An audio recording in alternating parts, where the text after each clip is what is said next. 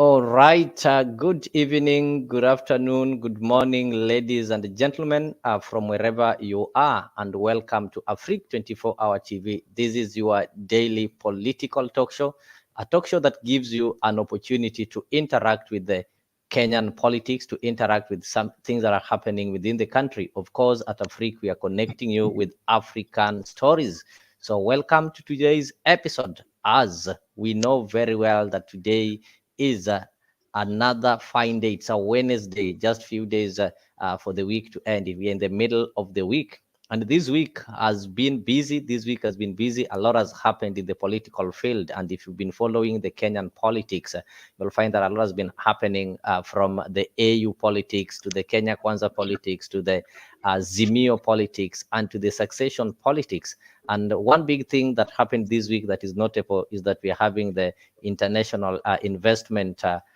There was an investment meeting that was conducted by the Homa Bay County. And for the last 2 days, Kenyan eyes have been all glued at what is happening in Homa Bay. We saw yesterday being the second day of the conference. We saw the president himself gracing the conference, and he also gave some notable speeches, of which politics was part of the speech that was delivered. Today, we saw the Right Honorable Raila Odinga gracing the occasion with lots of governors who did not manage to attend yesterday, including the Nairobi governor, the Kisii governor, and the governors who are coming along the Lake Basin region. They were present in the event. A lot happened, and some of them are what is going to form the basis of today's discussion. And actually, if you look at our topic, we are looking at the state jobs for Raila associates. So who are Raila associates? Those people who are close to Raila. I don't know your take on this, because even today we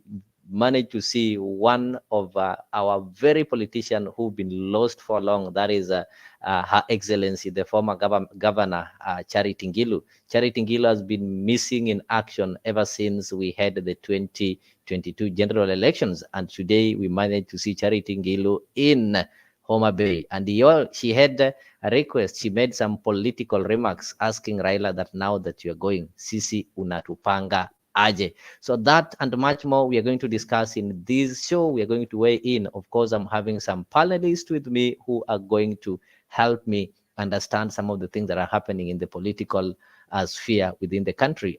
With me, I'm having Boniface Kimanzi. Najua, most of you know him. And I'm also having Johnson Mboya.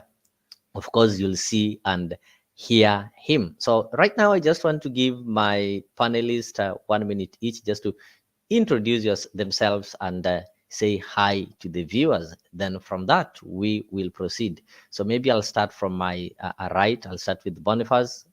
Good evening.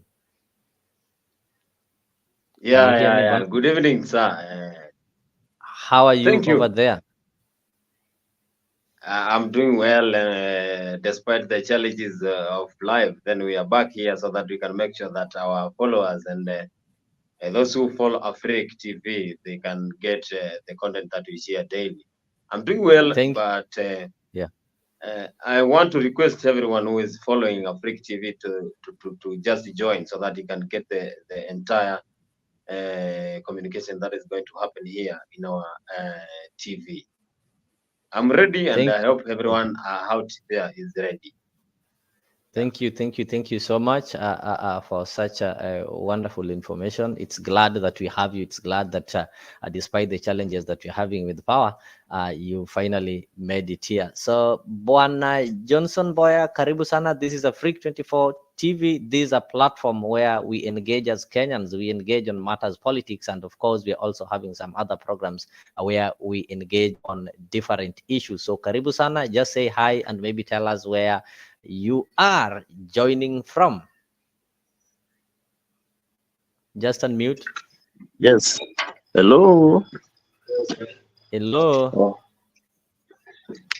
Yes. Can you come back again kindly? I just want you to say hi and greet our viewers and maybe tell them which side, which part of the country you are joining from. Okay, thank you, members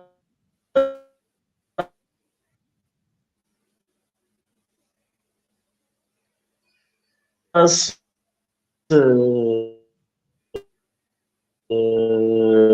for this wonderful show. Yes. Being that's my first day.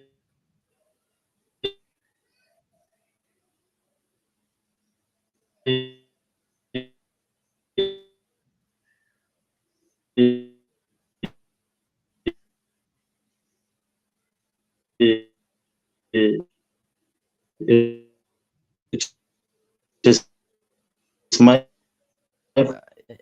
first day joining the show today.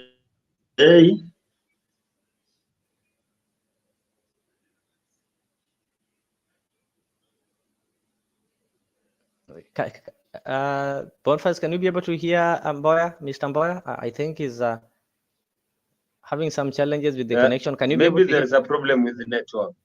All right, I know he'll just refresh and get back. So for the viewers who are joining me now, if you're joining me for the first time and you've not subscribed to our channels, kindly subscribe to Afrique 24-hour TV. Turn To on learn more, the right instant the entire actual.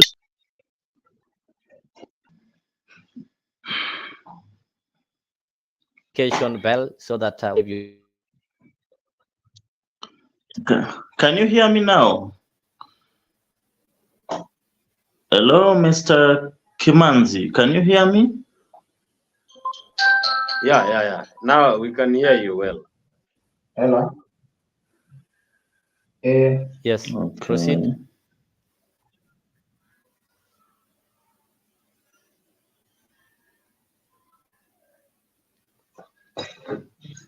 Okay, so like I was saying, being that it is the first time I'm joining this space of Africa 20.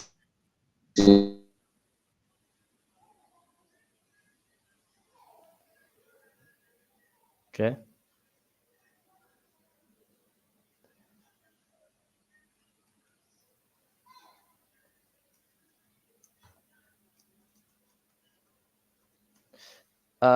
Maybe I'll give you some time, maybe to to refresh, and maybe the internet will just be okay. So meanwhile, I'll just play a certain video of what happened in the great county of Homa Bay, where Mboya happens to come from. And it is also great that you are sharing a name with one of the greatest son of this land, that is Thomas Joseph Mboya, whose name is widely known across the entire world. And in fact, the event that was taking place in Homa Bay was taking place at the Tom Mboya University. So as he's refreshing to get back, we can just be able to listen to this. No, ya masani ya mama. Asante sana. Thank you, Governor. Thank you. Thank you so much, Mheshimiwa, Your Excellency Governor Gladys Wanga. I think what was left by my colleague, former colleague, is after 10 years, what next? You'll be the president of Kenya. He didn't want to say that. And why not? So I think I've finished for you.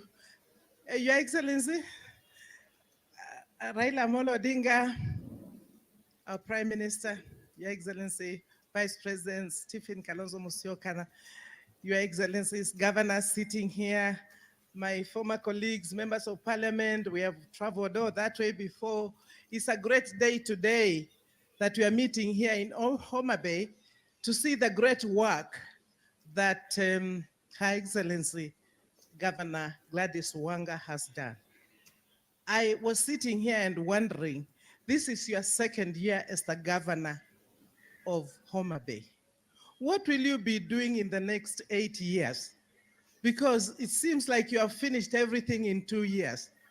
However, let me say that Homa Bay people, you're really very, very lucky to have a governor like this, who is connecting international investors with your local selves and looking at the potential that you have here and looking at the resources that you have here and dealing with the issues that are actually affecting you. the poverty levels in this country will be addressed and addressed well by us all coming together and ensuring that we can use the resources that are available to us. You have all the resources here. Maybe I can say for you to get out of poverty, the only thing that you are lacking is strong, good leadership, like what is now being provided for by Her Excellency Gladys Wanga. I looked at a number of investors that she has brought here in Homa Bay. And I said, who else could bring such great investors in Homa Bay, including all the social activities that need to be carried out, healthcare, agriculture, looking at the things that we have here. So I do think all of us in this country need to know that without apportioning blame to anybody, we need to come together as leaders and ensure that we can use what God has given us, first and foremost, the people of this country, people of Homa Bay. We have the land, we have the ocean, the lake here. We have the capital, which is being provided now through the devolved system of government. And we have technology. Therefore, we have it all. Now, the final one is this leadership. Let's put the leadership right. I know you want me to sit down, but before I sit down, Baba, umepangaje? Umetupangiaje? You know, I'm told to avoid the politics here, but I don't think I can avoid politics. And I think many of you will not ask, but I've been with Baba for all my years in politics. Kwa hivyo I can ask him, ni lazima atuelezee, na mtoto akitoka kwa mama yake, au baba akiacha watoto, lazima wapange. Kwa hivyo nataka kukuuliza Baba, tupange vizuri. You know, ulitupanga in 2002. You must punk us again so that we know how to take this country forward. Asante sana. God bless you. God bless home. All right, asante sana. God bless you too, Mama Ngilu. For those people who don't know Ngilu, Ngilu was one time a powerful lady. She was more than iron lady. She contested for the presidential elections in 1997. She had a party, the one called SDP. That is why you heard Wanga talking of Masa near Mama. So she was such a powerful lady that was a queen pin. Actually, she was a queen pin in Ukambani before Kalonzo could overthrow her. During the Pentagon, you saw how powerful she was, and you also show what she did when she worked together with Kibaki. So after the 2027 elections, Mama have not been seen anywhere. That is after she served as a governor. So after the elections, Mama went silent. And I like on the comment section, Jesse Mwasi is saying, finally Ngilu amefufuka kwa political oblivion. That's why I'm telling you that a lot that happened in this week. A lot is changing politically. The political wind is blowing differently. Yeah, there are some that are shaking. There are some that are getting life. There are some that are feeling that the life that they've been having politically is getting away from them. Karibu sana Ramesu Yegon. I can see you already present, and I really like that. So as I begin this, I know our eyes were all glued in what was happening in Homa Bay. That is Tom Mboya University. And you've just heard it. You've just heard Mama Ngilu speaking, and her plea. The political plea was, Baba, umetupanga aje. So Boniface, I'll welcome you, and maybe you can try to tell us if you have an idea where Ngilu have been all this time, and why did she have to revive, or what is not happening? Why is she coming back to politics? Could it be there's something that she's seen that we don't know? Could it be that there's something that she realized that have told her that, no, you have to resurrect and go and do this at the moment? What do you think might have brought Ngilu back? Yeah, thank you, sir. I know that Charity Kaluki Ngilu has been in hibernation. You know, there is something known as hibernation. Maybe she has been hibernating, and you know, when you hibernate, then you are off from anything else. So Gilu has been away, and we know that he has been away since the 2022 general election, because he served as the governor of Kitui County for just one term, and again after the election, whereby Dr. Judas Makamalombe took over, Gilu has been away. So we all know that Gilu is a political leader who has been there for centuries, not even centuries, for decades. So Gilu is a good leader, and we all know that after that election, she went missing. Maybe she wanted to rejuvenate and know where the energy is, because after that election, where he was serving as the governor, now he is free from politics, so he can come back again, because we know that Gilu has been serving the country of Kenya in several positions. He has been minister for water, he has been a governor, he has been MP, he has been everything. So and now I think Gilu came so that he can show that he still backs up Baba. So when he went to Homa Bay so that he can attend that event, I'm very sure that Gilu, because he asked one question there, what is the plan for Baba? Because I'm very sure that Gilu is a loyal fan and is a loyal leader who always makes sure that where Baba is, he has been there. So I think Gilu has a point, and you want to know where Baba is heading to. So I think it's time now we can see Gilu engaging in politics, and when we see her engaging in politics, we know that very good things are going to happen, because she's a good leader. She's a mama of the country, because she has been there since 1990s, 1980s. So he knows what it means by politics. Yeah. So I think it's high time that Ngilu can show how loyal she is to Baba Raila Odinga, because of the ongoing rumors that Baba is going to exit political forum and join African Union as the chairman. So Gilu want to know who is the next king who will be succeeding Raila Odinga. All right, I get you. I get you. You're saying Gilu came to support Baba. Mr. Mboya, I think you're now connected. And maybe I've just played a video of what happened today at the Tom Mboya University, some of the sentiments that were made by Charity Kaloki Gilu. And we all know Gilu have been missing in action. She's not been in the public since the 2022 general elections, an election that did not go well with her wishes. She wished that Raila was supposed to win that election. And because that one did not happen, she went missing. But all of a sudden, Gilu is coming back. So Boniface, you're telling me that Gilu came to support Baba. Why do you think she came to support Baba? Why not? Why don't you think that Gilu came to look for something? Ameona kuna kadalili. You know, the other day, Baba was with Ruto, and it seemed there are some, you know, when these guys meet, obviously, you know what happens. There's something on the table that is supposed to be shared. Why don't you think Gilu came to try and tell these guys that, you know, I'm still there, and if there's something on the table that need to be shared, I also need my share? Hajakuja kutafuta kazi.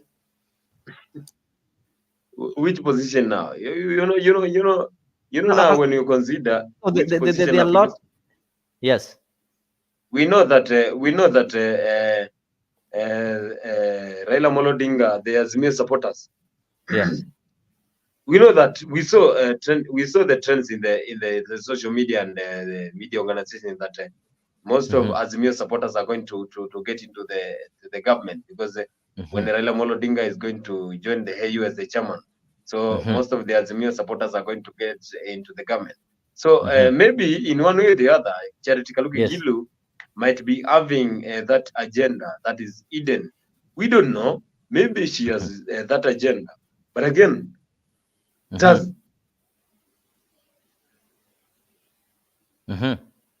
again, does Gilu has those powers? Because we know that when it comes to Azimio, we have those strong odds. We have strong odds who has been there. They have never gone into hibernation or in places whereby people don't know where they are. They have been following Baba where he is. We have been seeing them following Baba where he is, up and down. So Gilu, if he comes because he has that idea that Baba is going to join AU, then this is very late. Yeah. It is very late because if she has been in Eden ways whereby she has been not being actively involved in politics, then this one is very late. We have those strongholds that are highly considered.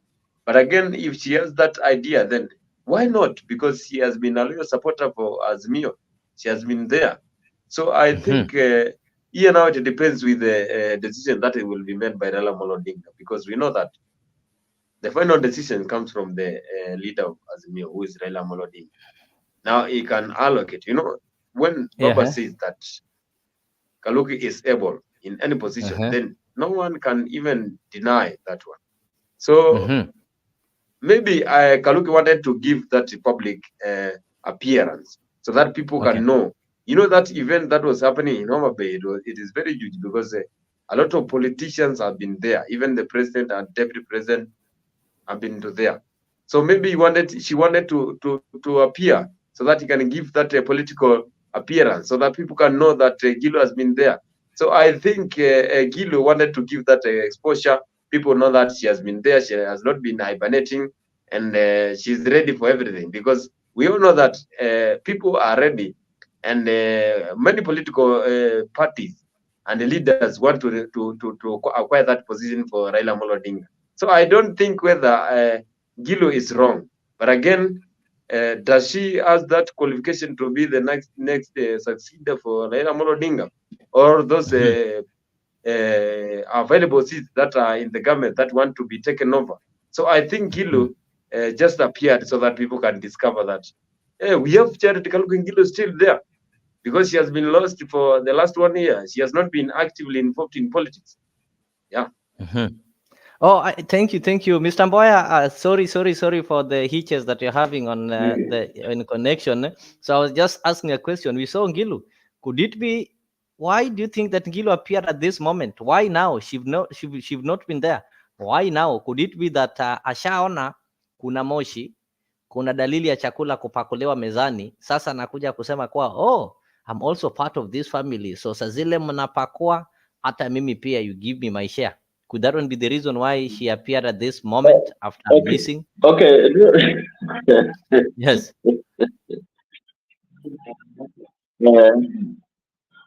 So thank you. I think I had a problem with my connection, and it is now back. You can hear me? You are loud and clear. I can hear you. Okay, thank you for that. I think when we discuss matters to politics, the AU, the just concluded Homa Bay conference, the bigger perspective that we should be looking as much as discussing this. Now, when we talk about Ngilu, Charity Ngilu appearing, featuring again on the front line, and maybe other Azimio leaders also being on the front line. There's a wider perspective. There was a political, maybe torture. People went to election. Everything happened the way it happened.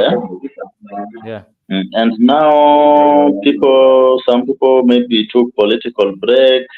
Actually, it's not even about Charity Ngilu alone, but it was about other also Azimio leaders, like you see now we have people like Joho, we have people also they are nowhere to be seen in the political scene. So this was just like a break on taking the political break, maybe restructuring again, making new strategies, and maybe deciding on way forward about the future. Now, being that the AU has really injected maybe another political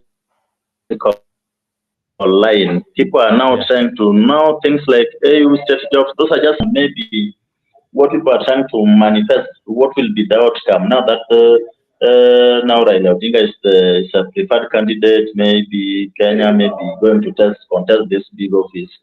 So there are a lot yet to, there are a lot of issues to unveil, and more issues will still unfold. But now when Charity Ngilu is appearing again into the scene, she still has a political future, maybe becoming again the governor of Kitui County.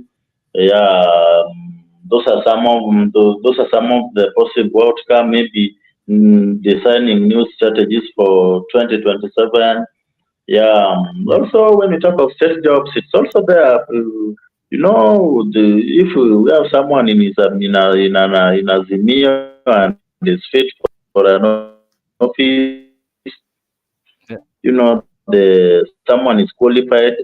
Anyone in Azimio, the same way someone is in Kenya Kwanza, they are all kind of out of when they have the knowledge and the requirements. So we don't say that ametokelezea juu chakula imekuwa tayari, but basically what we are advocating for now is the unity of the country. I think we moved from an election and now we are just the president now a symbol of national unity, a symbol of state is that unite all Kenyans, maybe serve to every Kenyans, and now it's a time we leave politics behind and work together as a team despite our political stand. We take things aside. That's even why you saw the women governors designing the G7, where women governors coming together. I see. Yeah. Also, you see, people are working. Those who are in, Azimio and Kenya Kwanza, they can now work together. Maybe have a conversation and discuss matters concerning the Raia and the people of Kenya together. Yeah, so I think it's time for unity and people to build together our country, Kenya. Yeah. Thank you. So you're saying like most of these politicians were not there, and right now we even saw Joho coming up recently, and maybe people can argue, like people are now seeing that since Raila is going for this position, there's going to be some leadership vacuum. So people want to get an opportunity to fill this vacuum.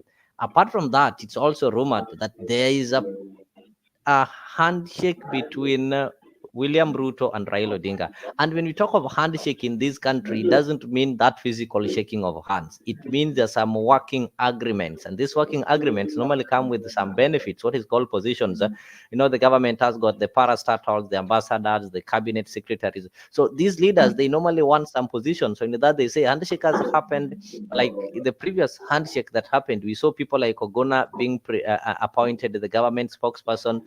We saw people like Magoha being appointed cabinet secretaries and so on and so forth. So there is a possibility that if these guys are having some kind of handshake, then the people who've been loyal to Raila Odinga, the people who are considered to have been opposing William Ruto, are likely to be given some shares or some positions in this government. The term shareholder has been used all along.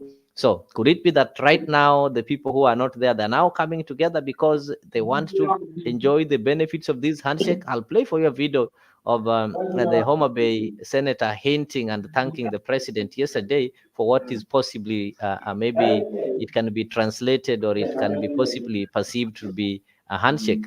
So meanwhile, I can see on the comment section there is Lori Mo, karibu sana. Kidega Bulldozer mwenyewe, karibu sana Bulldozer, welcome, and you can join the studio so that you can also be able to tell us more from your country, Kampala, Uganda, because your president seemed to be the one who is going to propose Raila Odinga for the chairmanship based on what he said today. So Larry is telling us that you all have been tricked. I think when he talk of you here, is referring to those people who subscribe to or believe in Azimio and its leadership. You fell flat on your face for it. If Ruto has been sued and channels of corruption leaked by Museveni, you think they happily convened and sorted all that chaos in one day? No way. He's also saying this. Secondly, this is looking like a pattern where Raila seemed to be doing things out of character and norm. Do you imagine the Jungus have zero to do with the strange happenings? I don't know what you mean by the Jungus. And finally, how come Ruto team are the only ones very excitedly broadcasting these photos and popping propaganda narrative that job postings? This is why Kenyans are treated shoddily constantly. One more, where did this AU job come from? Because Raila did not apply for it. Okay, Larry, just to clarify, Raila declared his intention to contest, and he has up to May to formally apply for the position. So right now, before he applies for the position, it's like he's doing campaign. Like before you apply or put your application that you want to be a president or something like that, you have to do a campaign and ensure that you weigh yourself well and be sure with the position. So shall Raila do a campaign and realize that he's not able to make it? Then he's still he's not yet formally applied. So still he can withdraw out of it. So that was just an intention, just announcement and the campaign. Romeo Yegon, thank you. Welcome. Azimio Brigade might just hop on a magic carpet to Saudi Arabia and try their luck as the housemaid. Zero chance there. That is his opinion. He's saying that there is no chance of these Azimio guys getting some employment opportunities. I can see I'm joined by Emmanuel Mutua. So Emmanuel, I'll just give you some 2 minutes to make your opening remarks. Thank you for joining us. We're just looking at the state jobs for the Raila associates. We've seen those people who are associating with Raila during the last general election. They're now emerging. There are some that went mute. Now they're coming back. And there is rumors that the reason that is making them to come back, there's something good that is going to happen ahead. So what is your take on that? Good evening, na karibu sana, Emmanuel. Good evening. Thank you so much for this opportunity. I'm very glad and happy to join this conversation. Yeah. So I'll comply positively when given an opportunity. Thank you. Thank you. I've just allowed you. Okay, you've said hi. That is great. And maybe you can go ahead. There's some happening that was happening in Homa Bay. Today we saw Charity Ngili. Charity Kaloki Ngilu came back. What is not cooking? Or what is your take on that? In fact, what is happening now, the political atmosphere is changing. Things are changing daily. And according to what is happening in the political environment in Kenya now, we are seeing our President William Ruto being the president for another 5 years, because there's a total support from the Luoland. You know, Raila joining Ruto, or Ruto joining Raila, has got a very big or a positive implication in the Kenyan politics, and it shows us the direction of where we are going to. Then in Homa Bay County, I think Ruto has visited Homa Bay County for now like 3 or 4 times. 3 or 4 times. This one shows a lot. There is something that Ruto wants in Homa Bay County, and we are yet to know that. Anyway, back to you, the presenter. Thank you so much. I'm happy that I'm joined by one of my seniors. This is none other than Christopher Kidega. I call him Bulldozer. He knows why I call him Bulldozer. He's just joining all the way from the land of bananas. That is the land of Museveni, the land where we are having one of the longest serving African president. Currently, he is the big man in Africa. And you saw it yourselves that for Raila to be confident that Eastern Africa is going to support him, he had to visit Museveni and had some Ankole cows there. So Kidega, welcome. And don't forget to tell us your stand. Are you people going to support Baba for AU, or you are going to... Kuna vitu nishafanya sio nataka tu Amboya, you can unmute yourself. Kidega? Listen, thank you very much for having me here once more. Yes, I'm on. I'm on, please. I'm on. Eh? Yes, proceed. I can hear you. I'm getting you loud and clear. Hello, I'm getting you. Hello, Continue. guys. Continue. Hello, you are on. Continue. Oh, I think No, the Ugandan I'm here internet now. is always challenging. Oh, sorry, Proceed. team. I'm here. I'm back.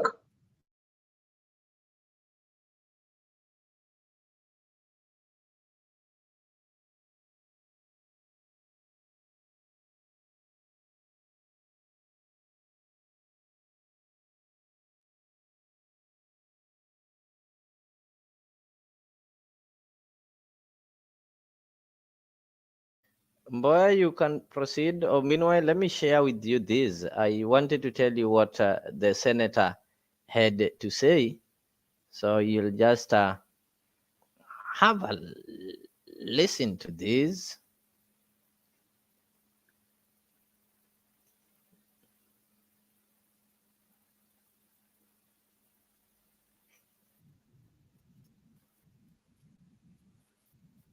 Senator. Thank you, Honorable Governor. Your Excellency the President, Excellency, Hello.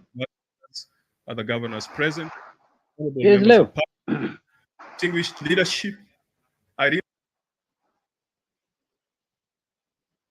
Yes, Christopher, you can proceed. I'm hearing you, if you don't mind.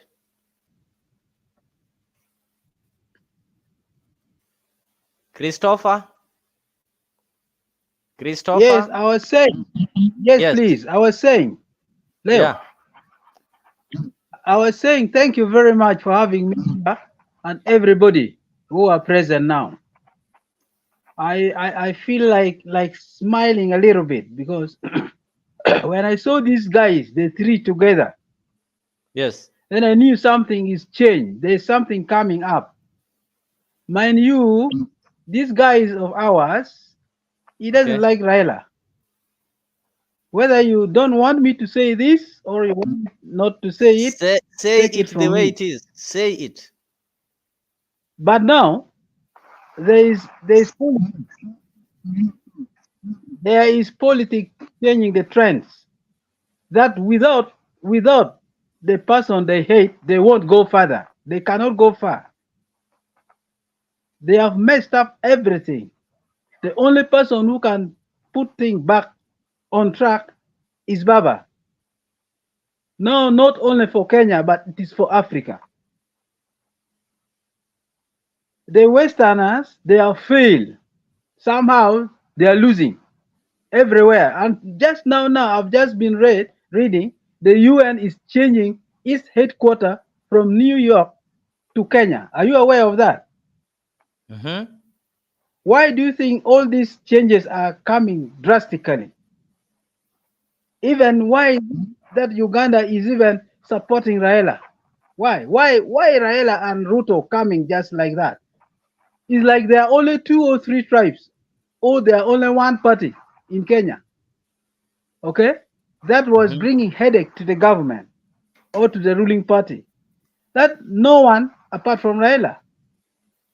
So he's the only guy who knows much about the political arena of Africa, even in Europe. For Kenya, it was very small for Raila at this juncture. Now you are asking, how does Gilu come in?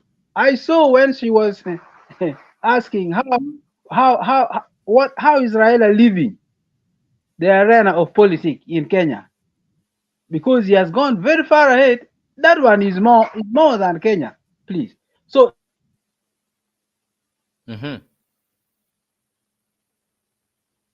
we are losing you. We are losing you. Thank you so much. Thank you so much. Bulldozer is just calling all the way from Kampala, Uganda, and that is why I normally tell you that Afrique TV is not only for Kenyans. We are connecting you with African stories. We are connecting all Africans, whether you are coming from Nigeria, whether you are coming from South Africa, from Ghana, from Uganda, Tanzania, you feel free. Nimemwona pale Pen Nyagaka, happy to see you, and I hope you are doing well.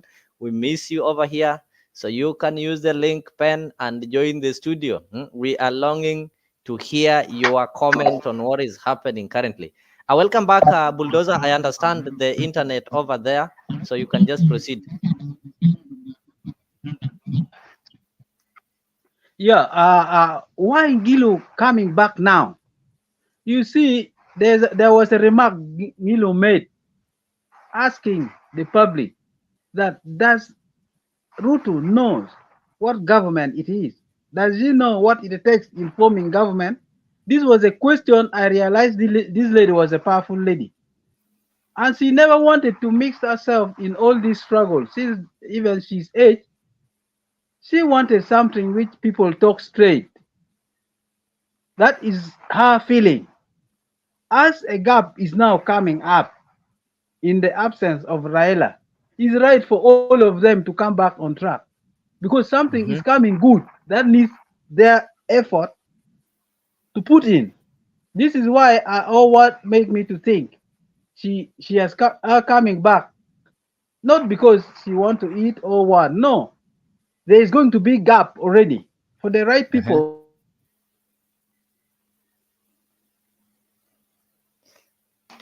Boniface, you can pick it from there. I think people are having challenges with the internet, but it's understandable. Yeah? It's understandable. I understand. I was playing a certain video here. I'll continue with it if you people allow me to do so. Space. But let me take this opportunity on behalf of the leadership of Homa Bay County to welcome the President to Homa Bay. It is a bay of endless potential. And we are here, we have no contradiction being present as leadership from this region to sit with the leadership of the national government, because Article 187 of the Constitution encourages collaboration between national and county governments. And so we are here properly, and our conscience is very clear that the national government and the county governments must work together to unlock the opportunities that exist at the grassroots. Devolution reminds me of the parable of talents that you find in the Bible, that people were given talents according to their ability. There are some who decided to bury their talents, and there are those who decided today, as a county and as a region, we are proud. Perhaps Homa Bay will be the Dubai of this country. Perhaps their leadership have chosen to bury their talent. As I conclude, we here in Homa Bay are very prayerful. And Mr. President, we continue praying for you, because as fishermen, we have a saying about the captain of the ship. The captain of a boat in Luo is called Madar. And Madar is called a god. There's something we say that Madar enya such ye. Such that if you wish the captain bad omen, then all of you are going to sink. So we cannot afford to wish you ill, because you are the captain of the ship. And we are all in it. And if we wish you ill, we are all going to collapse and sink in the lake. Your Excellency, I want to conclude again by going to the Bible. And I'm reminded of a scripture in the book of Psalms that says, the stone that the builders refused has become the chief cornerstone. Your Excellency, Raila Odinga is that stone. And we hope and we pray that he will become the chief cornerstone at the Africa Union. And we thank you for your commitment. We thank you for your friendship. We thank you for your support. There are many areas that we will agree on, but there will still be areas that we will disagree on. And that is the beauty of our democracy. That is the beauty of our political system, that the minority will have their say while the majority have their way. Thank you, and we welcome you to Homa Bay.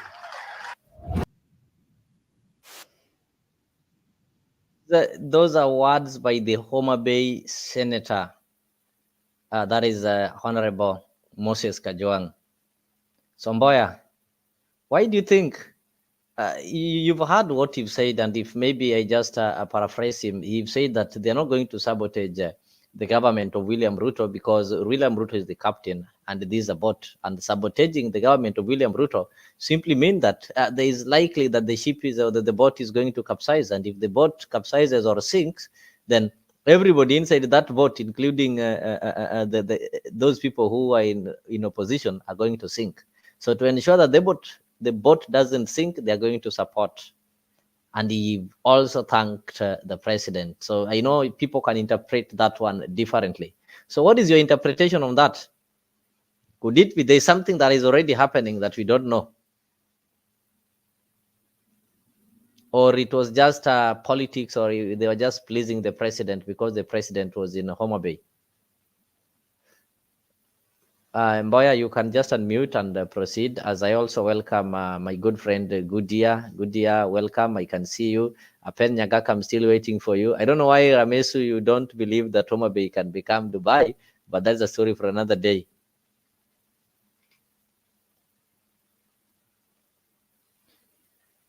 You just need to unmute yourself. Let me see if I can do it from this end.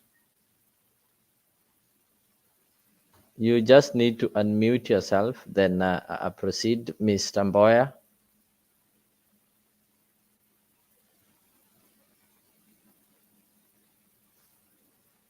Are you able?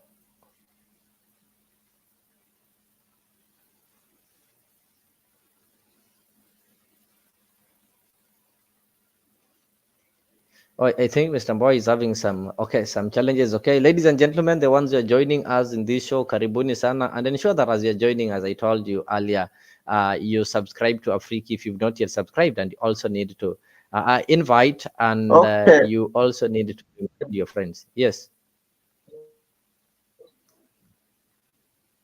Okay. Okay. From my verdict, from my point of thoughts,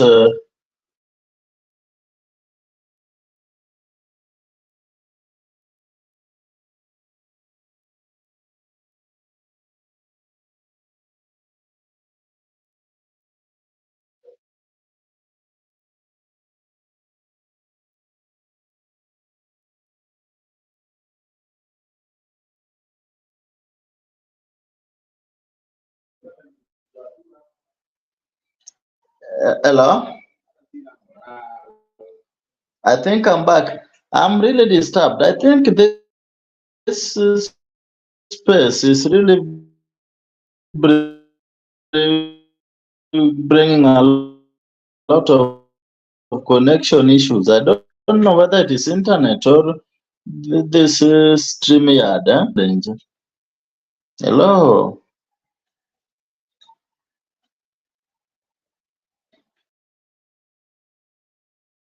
Mr. Mboya, unaweza angalia network yako ni kama ndio iko na shida.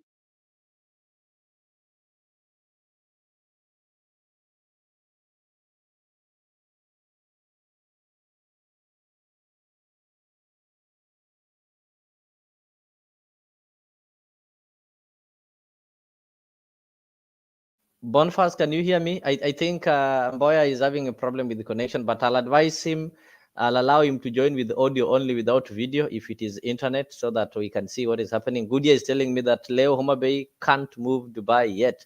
There's a lot to be fixed, e.g. roads, market, and the fishing area. That is what they are currently doing. And if you had, you followed the promises that the president gave yesterday, it all spoke volumes of what the government is planning to do in Homa Bay. And if they put into action all the promises and the plans that they were having, if they get them out of papers and put them into action, then I'm telling you, it's going to be possible. So Boniface, you've heard the senator for Homa Bay speaking some nice words to the president, promising that they're not going to sabotage the government of the president. And actually, you know, what they were doing before when you call for demonstrations opposing is like sabotaging.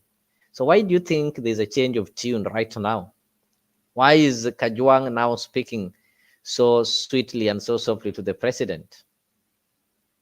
You know, there is one thing that I always know about the Luos. You know, I have been with, interacting with the Luos, and again, I think they have assimilated me. Those guys, whenever you show them love, I'm very sure that they are going to give you, they are going to reciprocate the same kind of love. So they can now see that President William Ruto has already started to show them love, because now I think it is the fourth time President William Ruto has been to Homa Bay County and the entire Luo nation. So we know that the left side has that love when it comes to politics. So when they saw that William Ruto is going to back up Raila Odinga in this AU chairmanship, which they consider is very big position when it comes to leadership, they saw and they developed the interest that William Ruto is going to make sure that Raila Odinga has been the chairman of AU. So when you have that support from the government, and we know that the ruling party now is the Huda. So if the Huda headed by William Ruto now, which is able to support Raila Odinga when it comes to chairmanship of AU, then the Luos now, they realize that it's time that we can also reciprocate the same kind of love, because we can see President William Ruto is now backing up our able leader with Raila Odinga. So I think Kajong words were best because of how William Ruto has been operating recently when it comes to politics. He has been so close to Raila Odinga, and you know that most of Luos, they understand that William Ruto is a friend to Raila Odinga, and you know they always believe that anyone who obeys Raila Odinga is their friend. So that's why they are changing the tone, and you can hear the tone has already changed when it comes to politics. We had today Senator Kajwang speaking. We also had other leaders who are speaking. People are ready, but they want to make sure that they want to get that support from the government. And again, I support 100% that the Luos have come together and they come to realize that politics can be a good thing, and they have realized that politics can be so friendly. So whenever they come together, then they realize that we are going to make developments go on, because there is no that problems when it comes to the ruling party and the opposition. We know that the ruling party is the Huda and the opposition is the Azimio. So when the Azimio and the Huda Democratic are together, then we realize that a lot of developments are going to take place. We realize that government now is working with the opposition. So they are happy.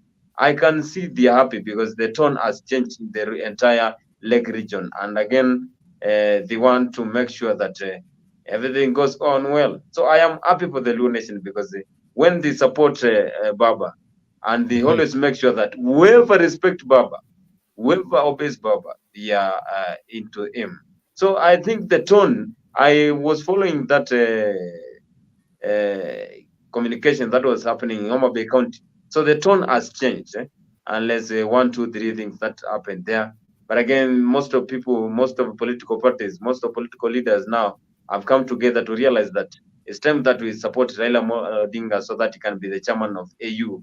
And whenever he becomes the chairman of AU, we know that he will be controlling the entire Africa. So the entire Africa now will be under control of Raila Odinga. But again, we know that we want Raila to be one of the prominent leaders. And I think whatever is happening is because of the relationship between William Ruto and Raila Odinga. I get you. So it's because of relationship between William Ruto and Raila Odinga. That is why you see the change of tone. People are now speaking sweetly to each other. So let me just bring you up to date to what Raila said today. To respond to some issues being raised, some fears. I'm not going anywhere. I'm around. I've been running around trying to get support for different heads of states. I was with some in Namibia just the other day. And I went to the president of Uganda after I talked to him to go and ask for his support. And then we met there with Mr. Ruto, who had also gone there, to talk about the issues they're having with oil, the G2G. He was his minister for energy. So after we talked about my candidature, they talked about the issue of oil among themselves. But I asked for their support, and both of them agreed that they would support me.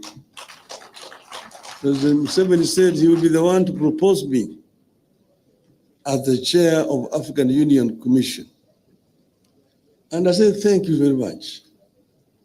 But I'm not going away.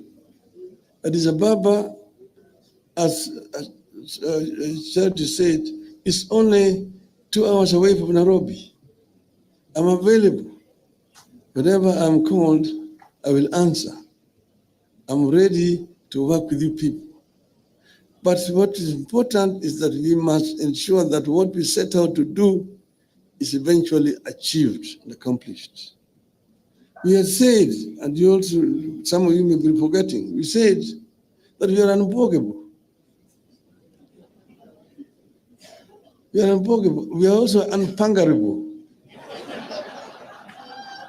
We cannot be pangered.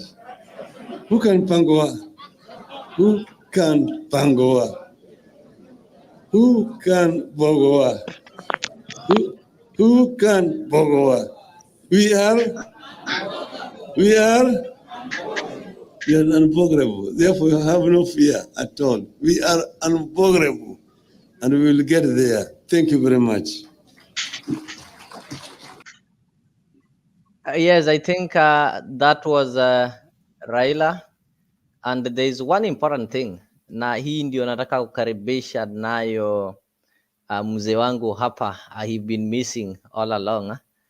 Pen Nyagaka. Pen Nyagaka, karibu. Na kwanza utuambie, Raila has said he's not going anywhere. So those guys who thought that yeye anaenda sasa hata pinga, baby, I don't know if he's not going anywhere means hata 2027 ataweza kuwania ama ataweza kuwa kwenye debe. So karibu Pen.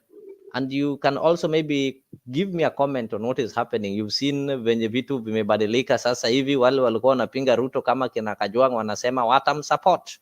So maoni yako ni yepi? Asante sana Nyadiwa, asante sana. I'm feel very privileged to be missed like that. Lakini nani, the senator of Mabei said it all. I mean, that is the most solid and calm mind to talk. Kwa hivyo wale ambao wanasema Raila will change everything, or the United Nations is moving to Kenya, or Raila joining this government is going to do this or that. No, it is a working condition. Kama Raila is supported by all of us, even me personally, to be AU chairman, that would be good. I mean, wacha kazi iendelee pole pole, na tukikubali ya kwamba Raila is our old man who is one of the people that has really championed the cause of ideas of what Kenya should be. And we should not look forward for much more than what it is. What it is very, very clear. Real. The kwamba Ruto and Raila have a common interest of pushing Raila to be the chairman of AU, and let him do the job that did be done. And that's it. It's just as simple as that. It is not that Raila joining this government, then everything is going to move, or it has never moved, or this or that. I mean, miracles cannot be associated with just one person. Where the senator of Homa Bay said, it was very, very clear. We're all in one ship, and if we want the ship to fail, to fail, we all fail. Just let us be very clear like that. Calm down. So kwamba, if this government has failed and Raila is going to help it move up, all this and that. No, real. I'm in Kenya today, and the government has failed completely in as far as roads are concerned. Barabara ni mbaya. The police are just checking people out and giving the money. I mean, what is the whatever the people that are fighting corruption doing? When you can see that the money is changing hands every day. When you support this government, you have to critique it so that it can improve. Asikali, what wanapiwa huko reserve, and the police has to get the money so that they can move to help whoever is being beaten. That whoever is being beaten is the one who is having to cough up the money to help. I mean, to be helped by the police, who we are already paying. So there is a lot that meets the eye, and it is not necessarily that if you are an owner, then you close your eyes and support them blindly. No. Let us all join hands and pull up from where we are. And some of us have been around since the 80s, 60s, 70s, 80s, and we've seen the changes. As much as we change, we go backwards. If we want to make sure that if Raila comes into supporting this government, let him support it to do better than what he is doing. Leo, I always defend this government, but I defend it from far. Kufika nyumbani is the same government that you have seen in the 60s and 80s and 70s. And it is really heart-wrenching that when I was far away, I'm supporting the government, that when you come close to it, it is just as destructive as more government. And we will have to say the truth. We don't have to get our eyes blind closed because we support the government. No, let us all join hands to help the senator of Homa Bay say very clearly, we all should repeat that speech 2-3 times. The young gentleman said it very, very clearly. That the minority will have their say, but the majority will have their way. But with a very clear critique to it. Thank you very much, Leo, for missing me, but I'll be back more and Thank you so much, Ben. And maybe there's somebody who is asking you, you've been supporting this government when you are far. Now that you came home, do you still support it? Do you still support it with the same energy, or you reduce the energy? Thank you. I think network will not allow you, but it's okay when you get Leo, time. I think I reduce the energy. I still support it. I still support it, but I reduce the energy of what? Huh? Yes. I Leo. get you. Somebody wanted to make. I get you, Pen. I get you. Yes. Thank you. Boy, I you wanted to make a comment. Okay, make it. I know your internet is shaky, but yes. So one thing, I don't know whether I'm the one who experienced the challenge, but this space is really giving a lot of disconnection. No, it every needs, moment I log in. What happens is that it needs some stable internet, so any instability kicks you out. So it's normal. I understand, but I know with the time it will just pick. Okay, thank you. So beginning, I was to make some remarks on the Senator Kajwang's comments during the yesterday summit. So in his speech, Senator Kajwang was just trying to reflect to the country that people went to an election ended, we have a government, we have an opposition, but now it is a time for leaders to put aside to leave aside their political interests or their political party, and the divide, and now people to support the president despite the political divide. Everyone, to all the leaders, to join hands in supporting the president to deliver on his agenda. On his agenda that he promised people during campaign. Because when the president shall have missed the point, the whole country shall have been in a mess, whether in opposition or in government.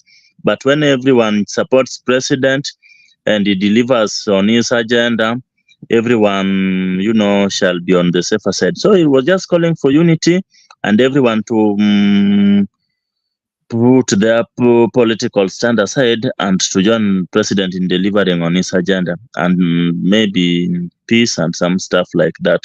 So that's the point the senator was delivering home.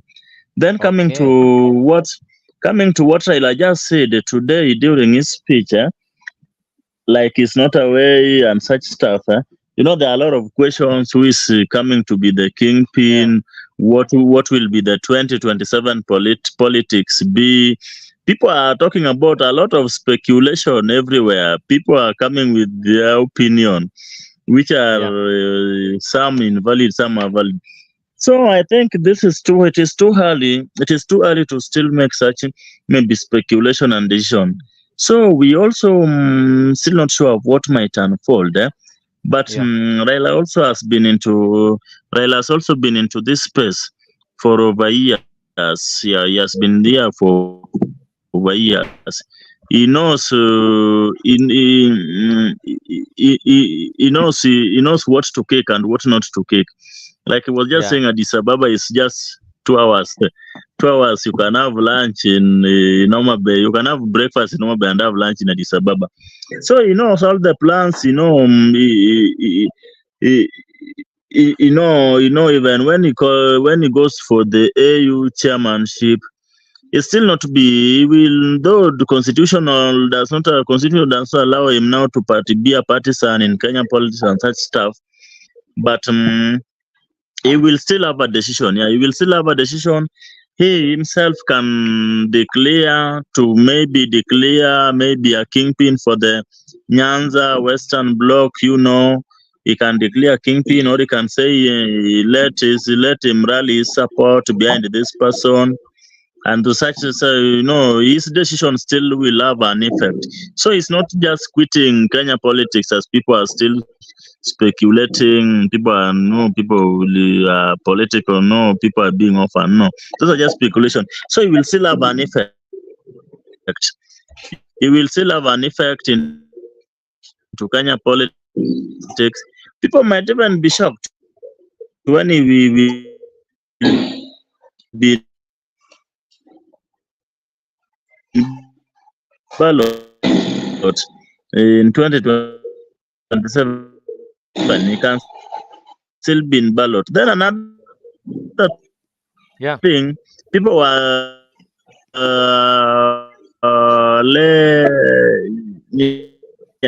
you talk something on the handshake between Raila and Ruto. Yes, actually, just maybe to remind ourselves, Raila and Ruto, they have never been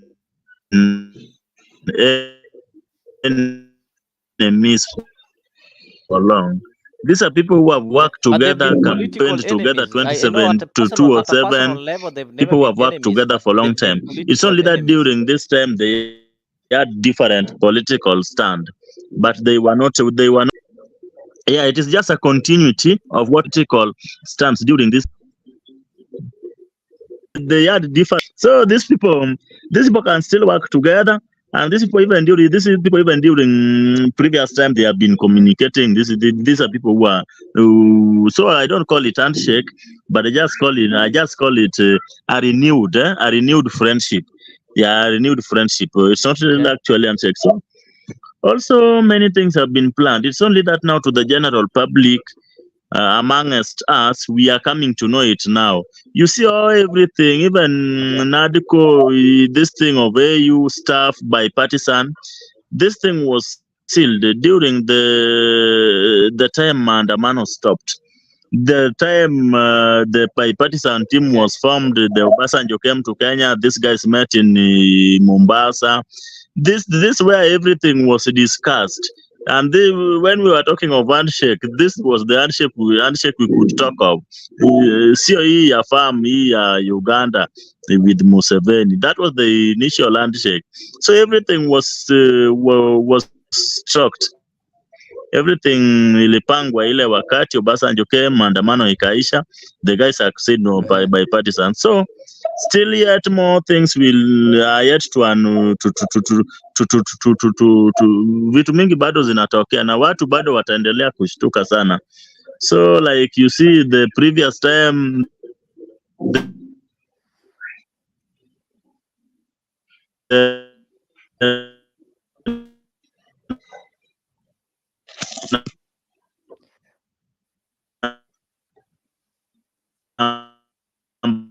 Oh, I get you. I think maybe let me give this chance to Emmanuel. As you maybe restart, okay? We can't get you clearly, so let me pass it to Emmanuel. Emmanuel, Raila amesema haendi mahali, he is here. But yes, Raila is here with us. Like last time I told you that Raila is going nowhere. that Raila is. I think Mr. Boy is still talking, or should I continue? Gachagua was saying No, his ameweka connection mtego maybe kila he's not even getting me. Okay, I can now get him. Mboya, I think we lost you, but it's okay. I'll come back to you later. Let us just hear from Emmanuel, then I'll come to you later. Emmanuel, you can proceed. Okay, I told you last time that Raila is still there, and Kenya still needs Raila, and the political realm also still needs Raila. And we as Luos, we also need Raila, and to know where Raila is going to now. And Raila, even if he's going to be the president of AU, in which he must be, God must be the president of AU, and we are sure about that. Raila still has got a positive impact into Kenyan politics. He is the engine of Kenyan politics, and we must give him that space. Yeah. Mhm. So I wanted to stress on that, and also thought that we've got very many people can choose in order to be the kingpin of Nyanza and the western area. And I think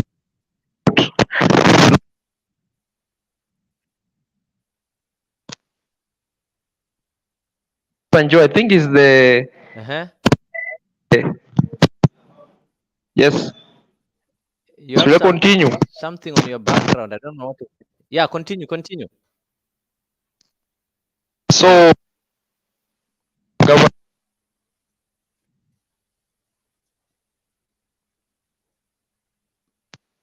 it's like he's moving to maybe let him maybe get seated somewhere. It's like he's moving in motion.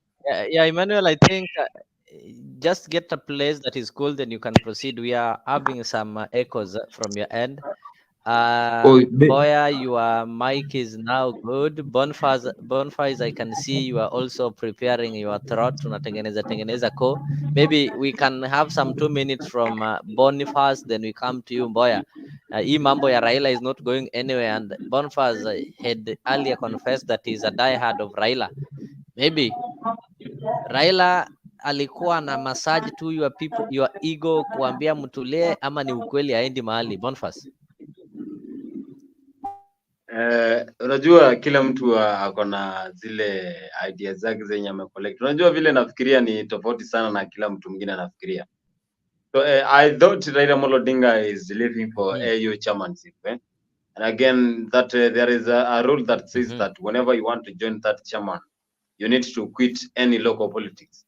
So if it's true that Raila is joining, then you will be betraying a lot of us, because we all know that some of the loyal fans, supporters of Raila Odinga, have been the Kambas, Luos, and some people from Western. So you know that the Kamba community has been together with the Luos. They have been supporting Raila for quite a long time. So I think if Raila Odinga is trying to go so that he can join the AU, that is one thing that I knew, that if he goes, then definitely is going to make sure that he has appointed anyone. But again, the question is, who will be the responsible person so that he can be the leader of Azimio? Because you know that is a political party that is very big, with a lot of pressure. And we know that is the only political party. That is the only way that the government gets pressure, so that it can ensure that the manifesto they give to the Kenyans, it can be accomplished. So it's only Raila Odinga who has the powers to pressure the government. Again, who else can do that? We also know that Raila is the president of the people. We saw what happened during Maandamano. He declared that we have Thursday, Friday, Saturday, and Sunday, so that we can go back to the streets, so that we can complain about the high cost of living. People obeyed. We saw the premises and all jobs and also businesses, they were closed to down, because they fear that the Maandamano can strike into them. So people obeyed. They went back to the streets. So anyone else who can have those powers, then we can go for him. But again, who is him? No one else. So I think Baba, he has a lot of work so that he can make sure that this opposition goes on well. That is my view. That is my point of view and my perspective, that this opposition leads someone who is like Raila Odinga. But who qualifies to be like him? That any people any person who is around the globe can recognize him. We all know that Raila Odinga is even known by small children. Small children, when you ask them who is Raila Odinga, they will tell you he is the leader of Azimio because he is the president of the people. So I think leaving political forum to join AU, it will be a big heartbreak to those who are loyal supporters of Raila Odinga because they have believed that one day he will become the president of Kenya. And again, if he joins the AU, I have been seeing this one. If he joins as the president, the chairman of AU, that one will be the entire continent will be depending on him. That is Africa. So what about those people who are in the deeper sides who believe that Raila Odinga will be the president of Kenya?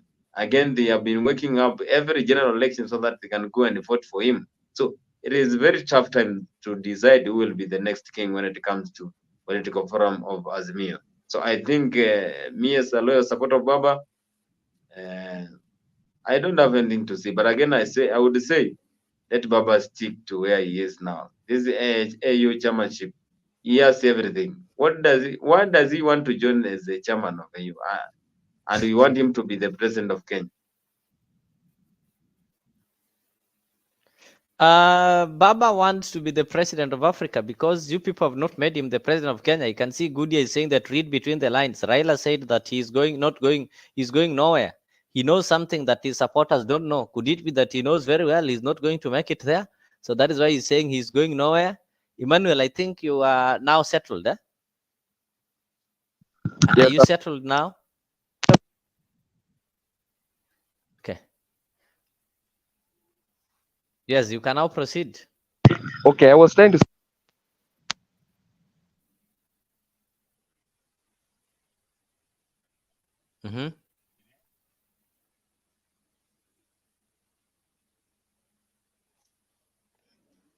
Something is wrong with your connection. I don't know what is it. Wrong. Can't hear me. I can hear you now. Can. Yeah, I was trying to say this way. I can hear you now. Yes. Yeah, we as Kenyans and we as Luos, we still need Raila. Raila going to the AU has got a positive implication into the Kenyan politics. And how I'm seeing things is like Ruto is trying to support Raila, not trying, but he's supporting Raila to be the president of the African Union. It means this act has got some implication in 2027 election. And as I'm seeing things, the vice president, the 2027 vice president of Kenya might be from the lake side of Kenya. And that's my view. And to add on point, those who thought that Raila how is that one going to happen? Yeah, how this is going to happen? Remember, Ruto supported us. Yeah. Ruto supported us in 2007. And in 2007, Kalonzo did not support Raila. Kalonzo saw that things are very difficult and he ended up supporting Moi Kibaki. And Ruto was very loyal with Baba. He supported Baba all through. And Baba, during that time, became the Prime Minister of the Republic of Kenya. And now we are seeing Ruto is also supporting Baba to be the president of AU. This one shows a positive implication among Luos. Luos will see that if Ruto is supporting Baba, then why should we not support Ruto? You see that? Why should we not support Ruto? And Ruto, for Ruto to clog all the Luos from the Lake region, he must take his deputy from the Lake side, in order to clog all the votes from that area. And I think this is another act or another thing that can happen. Yeah. So the visit that Ruto has been making in Nyanza and all those goodies that you've been giving the people of Nyanza is to try to lure them, maybe to make one of them a deputy president. In case that is very true. That is very true. Deputy president. That is very true. Ruto needs a support from the. What is? Yes, pardon. Shall that one happen? Do you think Ruto doesn't have enough support to make him go for the second term, that he needs to look for Luo's votes? Let me tell you, to begin, Ruto needs the people from the Lake region. Yeah. Ruto needs the Luos to be the president of Kenya. Even from the last election, his main threat was from the people.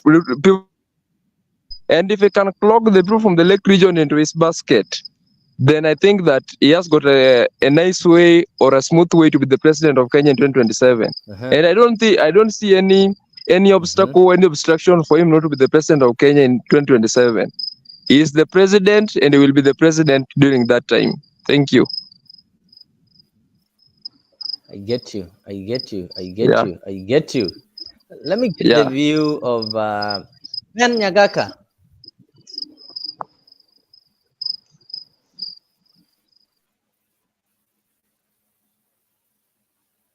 Somali warrior, karibu sana. Keep it clean. Don't use some unprinted words that cannot be read. So kindly ensure that as you comment, you also ensure that you comment some words that can be read. So ladies and gentlemen, this is Africa 24-hour TV. We are just making some sense of the Kenyan politics. We are trying to weigh in what is happening, the possibility of Raila Ruto handshake. And if there's a handshake, then there's possibility that some people who are allied to Raila are likely to get some state jobs or to get some rewards. And this one maybe can be explained by the appearance of the politicians who are Raila's ally, who've not been in public politics, but all of a sudden they're coming back. As most people, most leaders, those ones from Kenya Kwanza and the Azimio are rallying for Raila's candidature in AU. And you'll find that somebody also asked a question that I want us to look into. Why is it that those people from the Kenya Kwanza are the ones who are really supporting this position with a lot of energy? And actually they're more vocal compared to the ones who are in Azimio. Look, for example, I want you to listen to this. This is how passionately the people from Kenya Kwanza are supporting Baba's vid. Commission na William tayari ameanza hiyo kazi. Tuko na rais ambaye ni mtu ambaye yako na roho safi ama namna gani? Wanashindana na mtu lakini amekuja yeye. So tunaambia watu wakina Ndiri kina nani, sasa nafasi ni kutafuta kura. Ile maneno ya kuinuliwa mkono sasa, hiyo maneno imeisha. Na mimi pia nataka nitangaze msimamo yangu. Kwa hiyo maneno ya AU, huyu mzee Raila Odinga ni kiongozi katika taifa letu la Kenya. Amesimama zaidi ya mara 5. Anafika kwa mlango, mambo inaharibika. Na kwa sababu yeye ametuletea mambo mingi, hata katiba alichangia, mambo mingi amechangia. Mimi naomba Wakenya wote tuko wangwana, tuunge mkono Raila Amolo Odinga awe chairman wetu wa kule, ndio pia dunia mzima ijue Wakenya ni watu wangwana. Sisi tunataka kupongeza Raila in advance kwa sababu tunajua ataenda kunyakua hiyo kiti cha African Union, kwa sababu Kenya we produce the most experienced leaders, na kwa Raila sasa yeye tunasema ametosha. Ametosha ama atoshi?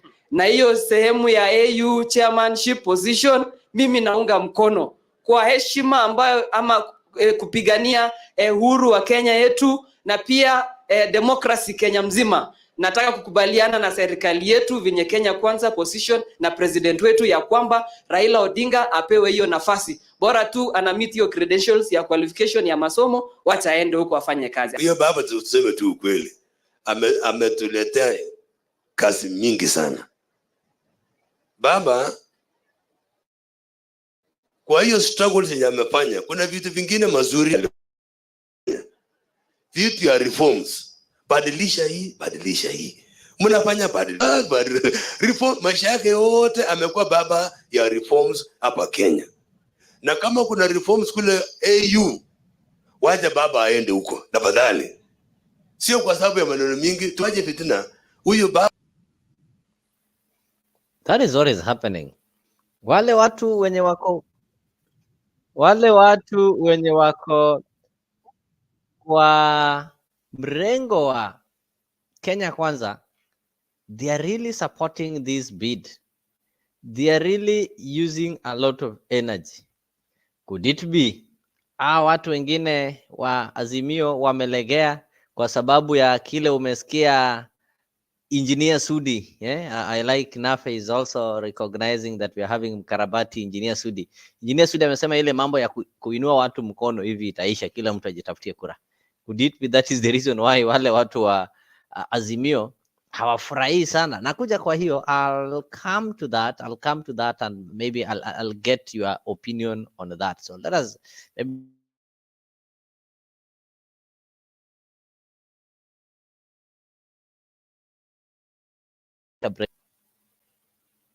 sorry.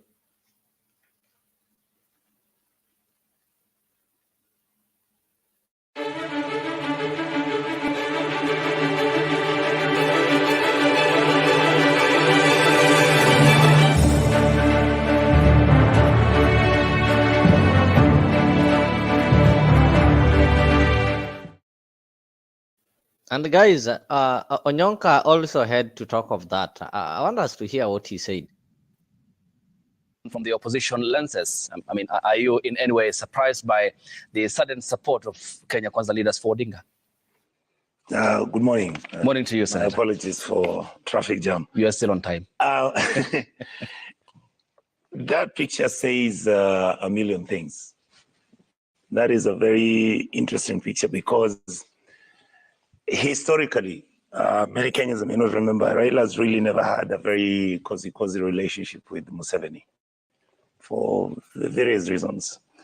Then you follow it up with our president himself, that President William Ruto. Indeed, if you look carefully for the last, I think, 2 years, there hasn't been a picture where the president is pictured with Raila, where they are seen, where they are kind of in a relaxed mode. You know, those pictures send messages, political or otherwise. They were together in May 2023. That is true. Dabi. That's true. I think I want to give President William Ruto the credit he deserves. This is what statesmanship is all about. That in politics, it's not that the winner always takes it all. There are times when you let it go. There are times when you hold on to it. And I think when I was here 2 weeks ago, I said, normally when somebody is going to run for that office is so huge that it takes a lot of energy, it takes a lot of regions, it takes a lot of friends for him or for her to start putting in the team that is going to make them succeed and win that position. You remember when Amina was running it, unfortunately, she lost by just 3 votes. I believe that Raila's case is a near shoe-in because I see the connections. I saw the president in Namibia, and I saw Raila himself. When you see those pictures diplomatically, you can see that there's something that is being weaved together. So I just want to congratulate my colleagues who've been actually congratulating Raila and encouraging him. I encourage President Ruto for coming out and supporting Raila. Because at this point, this position is actually not Raila's. It's the state known as Kenya's position. It will be a historical position, even when Raila may end up getting it. I hope that for those who keep, for those of us in the Azimio side who keep thinking, whether Raila is still going to maintain his political contacts, yes, but it will have to be quiet. He's no longer going to come and hold meetings in Jacaranda. He will not be holding meetings at Rupak. He's now going to become an African statesman, and his life is going to change because then he takes a larger picture. Then he deals with different issues, not necessarily Kenya's issues. I hope that when he settles in onto the job, whatever that he will get, he will, of course, first look at the region of East Africa, which has supported him very well. By Raila going to see and the president going to see President Museveni, they are now merging the regionalism of the seat is always distributed according to the region. There's a time when the northern area took the seat. If you remember, there was a time when Gracia Machel was not Gracia Machel, there was a South African lady who was actually running for such a position also. And for me, I think, again, the Kenyan political class needs to realize that we can't be hating each other all the time. There are times when we say, you know what, yeah, that's still our friend. I mean, you see, we always forget that Ruto, Raila, Kalonzo, Musalia, Weta, all these people, they've been together for the last 30 years. So at some point, I think there's a consternation where they put themselves together and say, you know what, yeah, we've come a long way. We may disagree, but I think let us pull together and do this for one, our country, and for the interest of the region, and indeed of the African continent. I think Raila is qualified. I think he needs to take a break. For some of us in KK Alliance, let us now begin to configure what to do, because it's no longer going to be. That's, I think for me, it's a good opportunity to allow maybe Kalonzo Musyoka to start organizing himself to run against President William Ruto, and anybody else who want to run for that seat. But for me, at a personal level, I'm extremely happy. I am really happy because I see, one, the region, and I see, two, now our country cooling down, toning down, so that we can at least do some development. I think you've heard that is what came from Onyonka. That is Senator Onyonka, and he's also congratulating the issue. So this question I was asking is, wale watu wa kuinuliwa mkono, what is their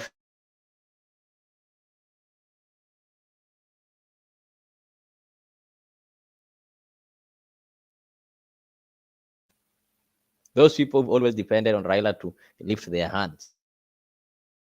Their fate.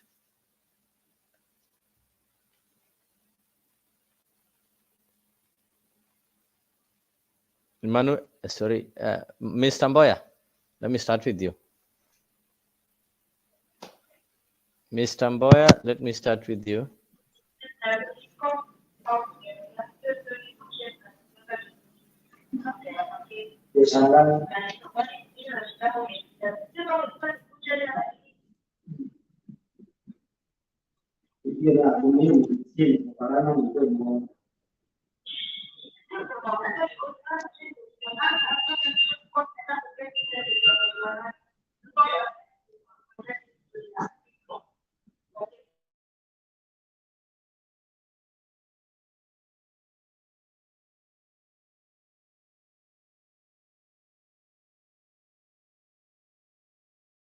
So, Mr. Zado Gomondi, can you tell us what is your take about those people who have been debating on Raila Odinga? You know, most of people, we have some leaders who have been debating on Raila Odinga so that they can win for these elections, So now we know that Raila Odinga will be leaving. How can you say about that one? How can you say about Raila Odinga, those who have been depending on him when it comes to politics?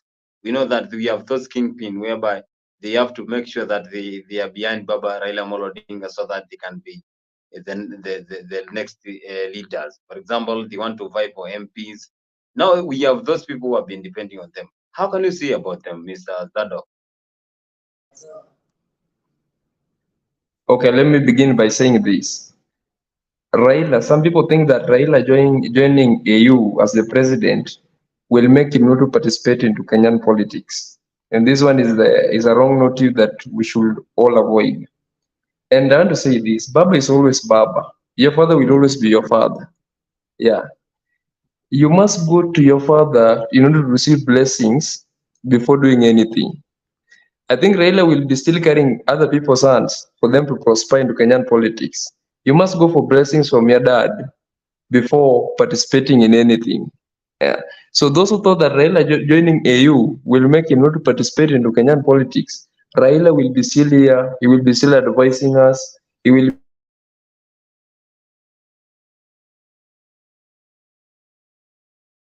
pillow of peace and our pillow of unity. Yeah. Yeah, we know some people, you have to depend on and they have respect when it comes to some leaders. So again, we know those guys, whereby we have a lot of guys who have been supporting Raila Odinga for quite a long time. So we know that those guys now, when Raila quits for AU chairmanship, there will be a loop. So that loop now, it becomes a big problem when it comes to politics. So someone here is commenting and say there will be no protest unless Babu Owino calls for one.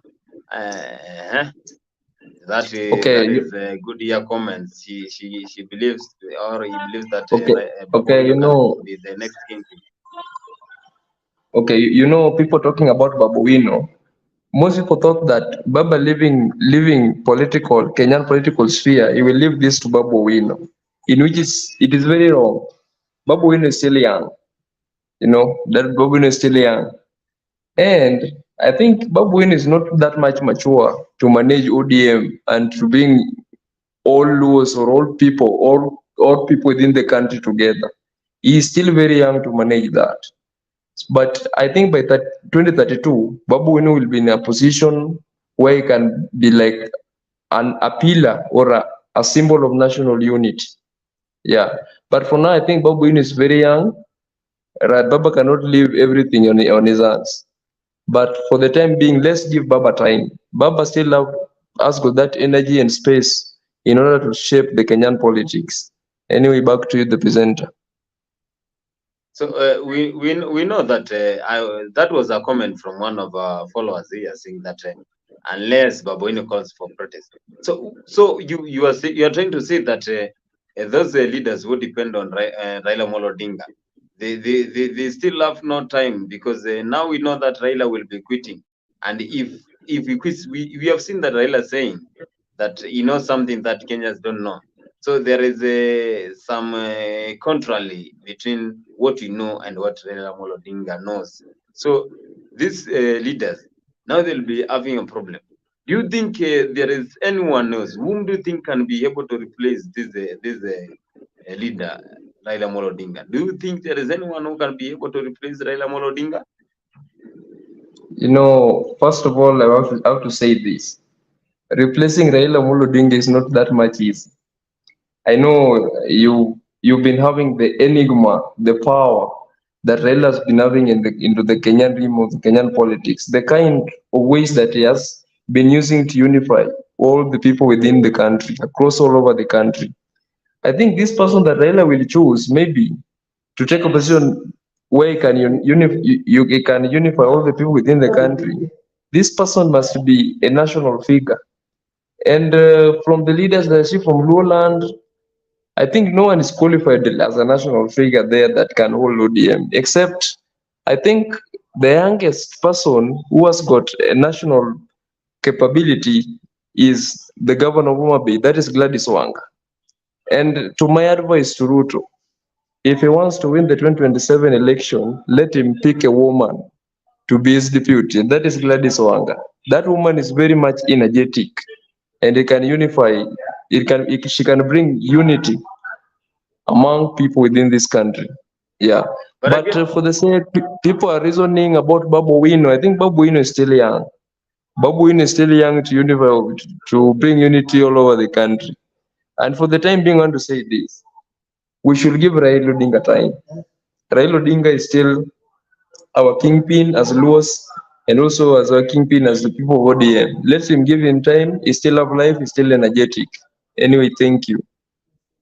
So you are trying to say that it will be a big problem when it comes to anyone who will be succeeding Raila Odinga. We know that it is not very easy to fit into the shoes that Raila Odinga has been having. So we know that it will be a big problem. And again, so someone here is saying, Goodyear is saying, age does not describe someone in politics. You might be surprised. So you might be shocked that Babu Owino might be having that qualification to be the next king when it comes to succeeding Raila Odinga. We know that. And again, when you say maybe William Ruto, so that he can have his work when it comes to 2027, he can take any woman from the Leg Legion so that he can support him. Do you think that can be possible? Because we know that Riggy G has been there. And you know, Riggy G has been supporting him, and he has already ensured that he wants to make sure that the entire Mount Kenya region can be able to support William Samoei Ruto when it comes to 2027 election. Do you think that one will be possible? Because Riggy G has been the backup when it comes to William Samoei Ruto. Will that be a biggest betrayal when it comes to politics? because Rigiji has been so loyal when it comes to William Ruto. How do you see that? Because you said that if William Ruto want to make it easy in 2027, maybe he can take a woman from the Reg region, and that one will be the biggest betrayal. Okay, I want to say this.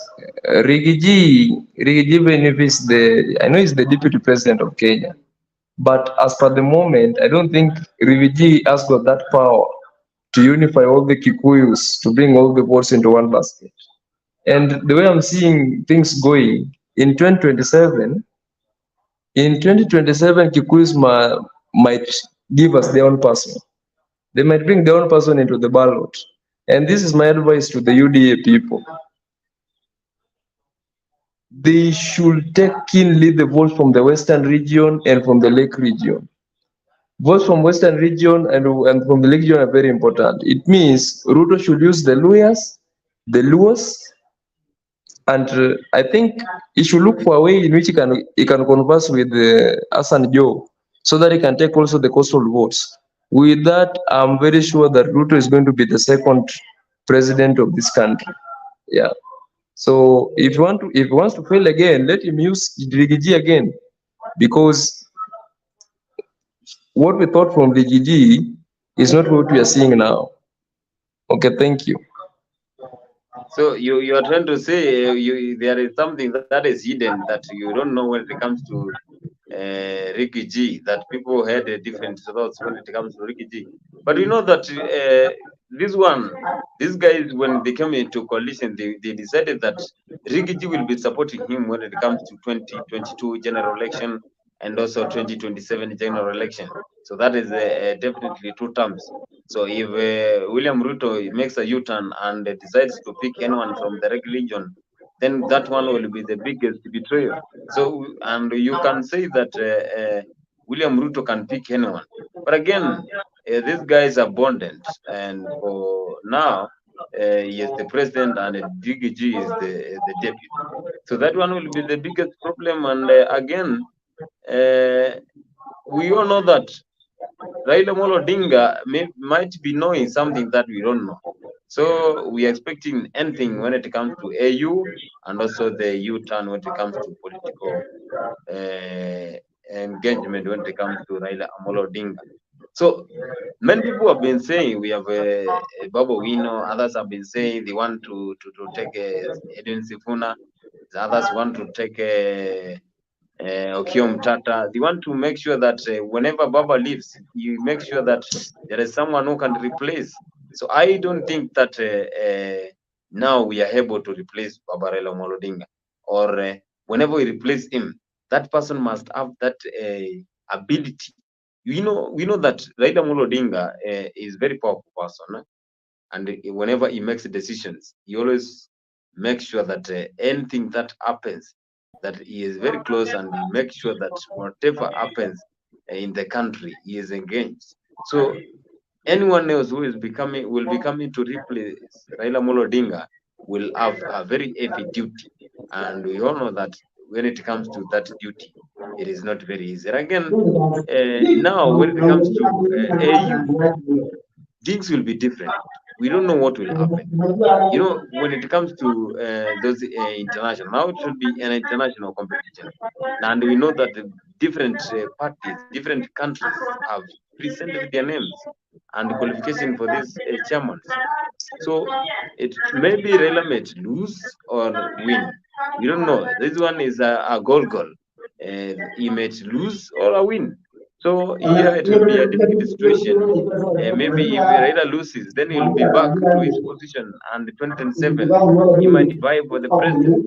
How do you see that, Mr. Let me begin by saying this: Raila is not a loser, and Raila has never lost elections since he started vying in this country. Just in case if there is corruption also in the international, in African sphere, he will lose. But on a plain ground, Raila will not lose that post. Raila is going to be the president of the African Union. And in this question of who will succeed Raila, I think this thing is very difficult now. We can't solve this thing now.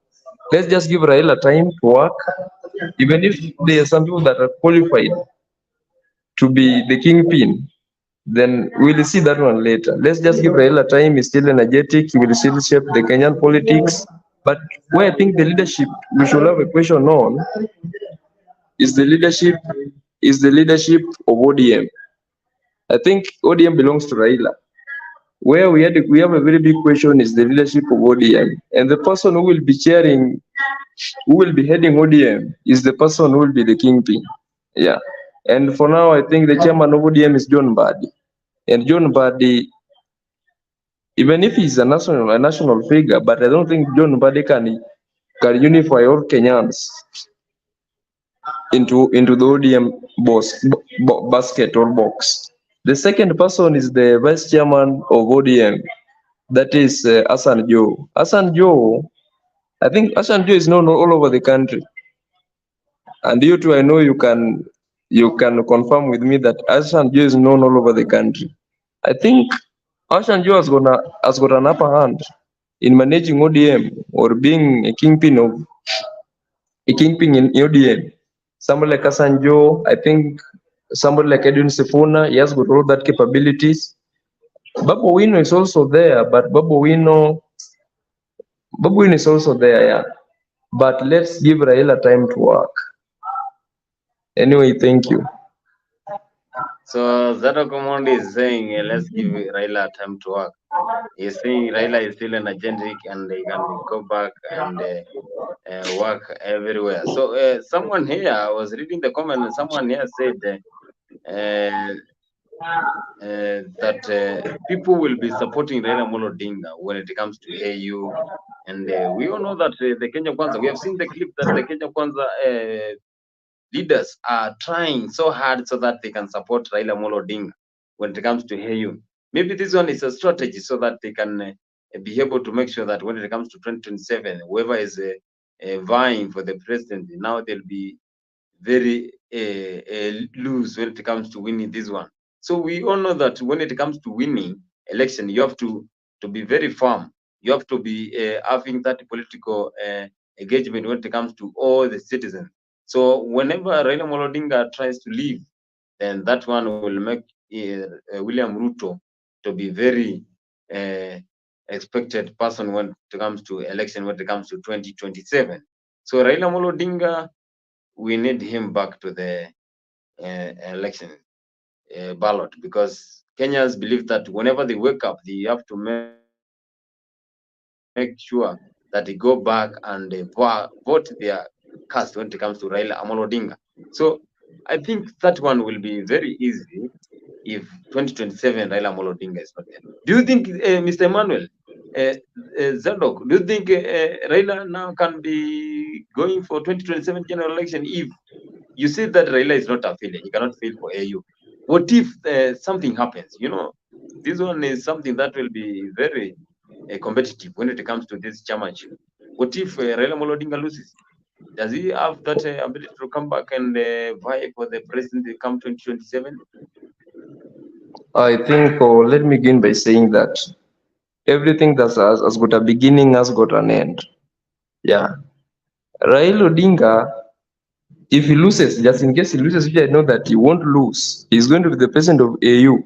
Just in case he loses, in 2027, I think that it is healthy for him to support another person. Yeah. He should give his support to another person. And to my advice to Raila Odinga, I saw last time he had that ambition and that eye to support Kalonzo Musyoka. Kalonzo is somebody that you can't predict his stand. I think you can remember the story of 2027. Kalonzo Musyoka is somebody that you can't predict his stand in Kenyan politics. He doesn't know where is he. And that's why most people call him watermelon.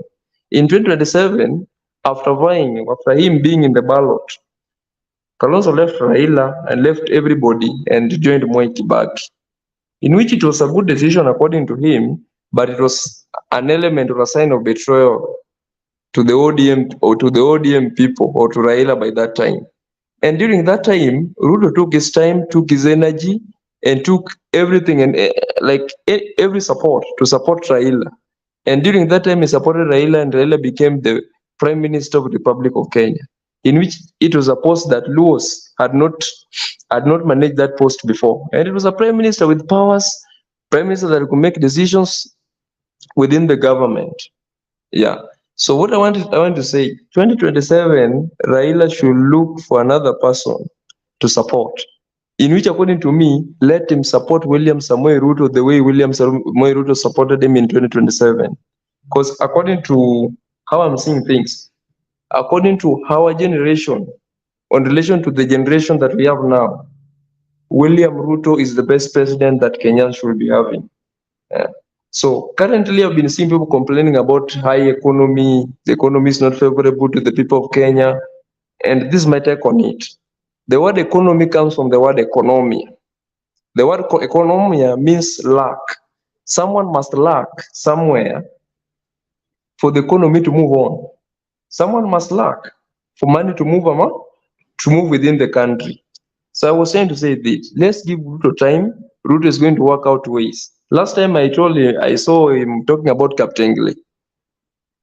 Captain Gile, he was saying it as a joke, but this is where the world is heading to.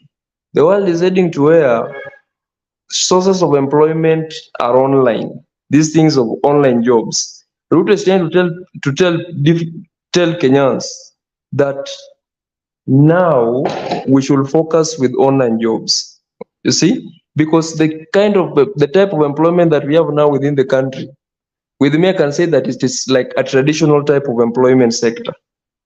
And traditional type of employment sector is not able to accompany or employ every youth. That's why we have got very many graduates that are not employed. But I want to say this. The best president that we can be having, or that we as Kenyans, is William Samoei Ruto. Back to you. And Raila should support him.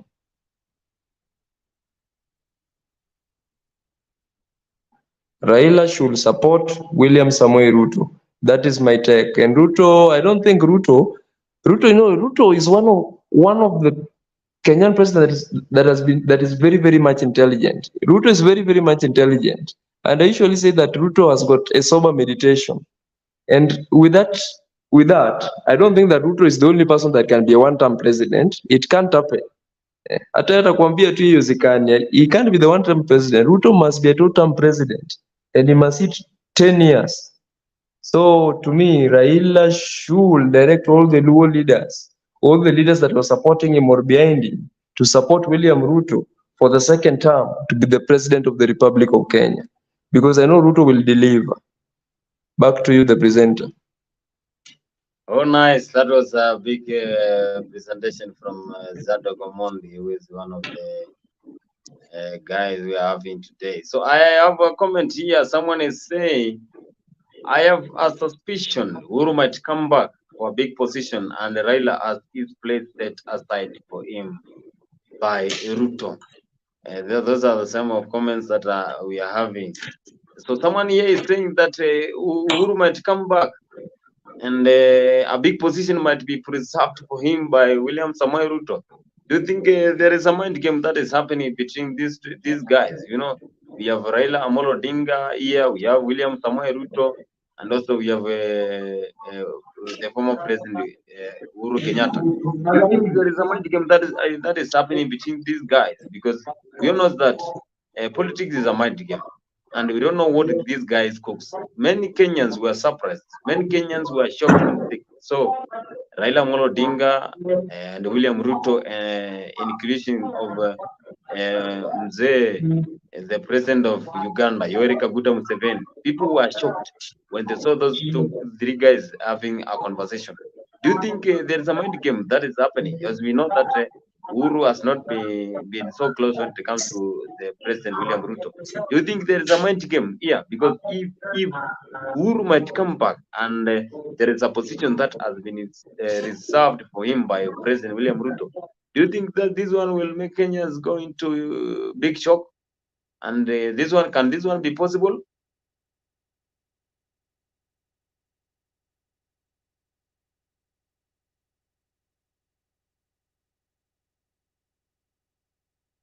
Mr. Emmanuel, I don't think whether you are hearing me. And again, hearing me? We move. Yeah. Are you hearing me? Yeah. Okay, I was trying to say this.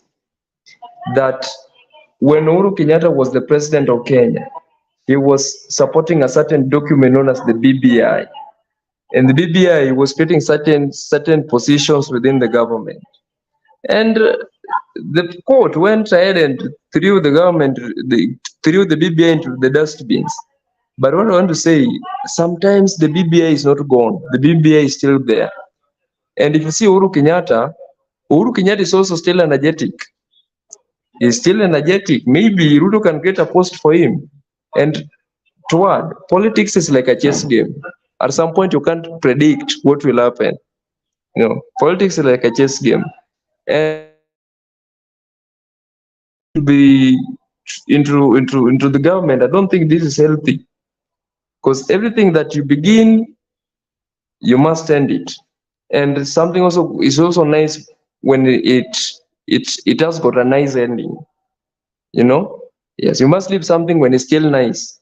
So I don't think it is healthy for Uhuru Kenyatta to come back into Kenyan politics. Where Uhuru Kenyatta can go is the AU. Uhuru Kenyatta can join the AU. He can apply to be the president of African Union. Coming back to Kenyan politics, I don't think it's healthy for Uhuru Kenyatta. Thank you.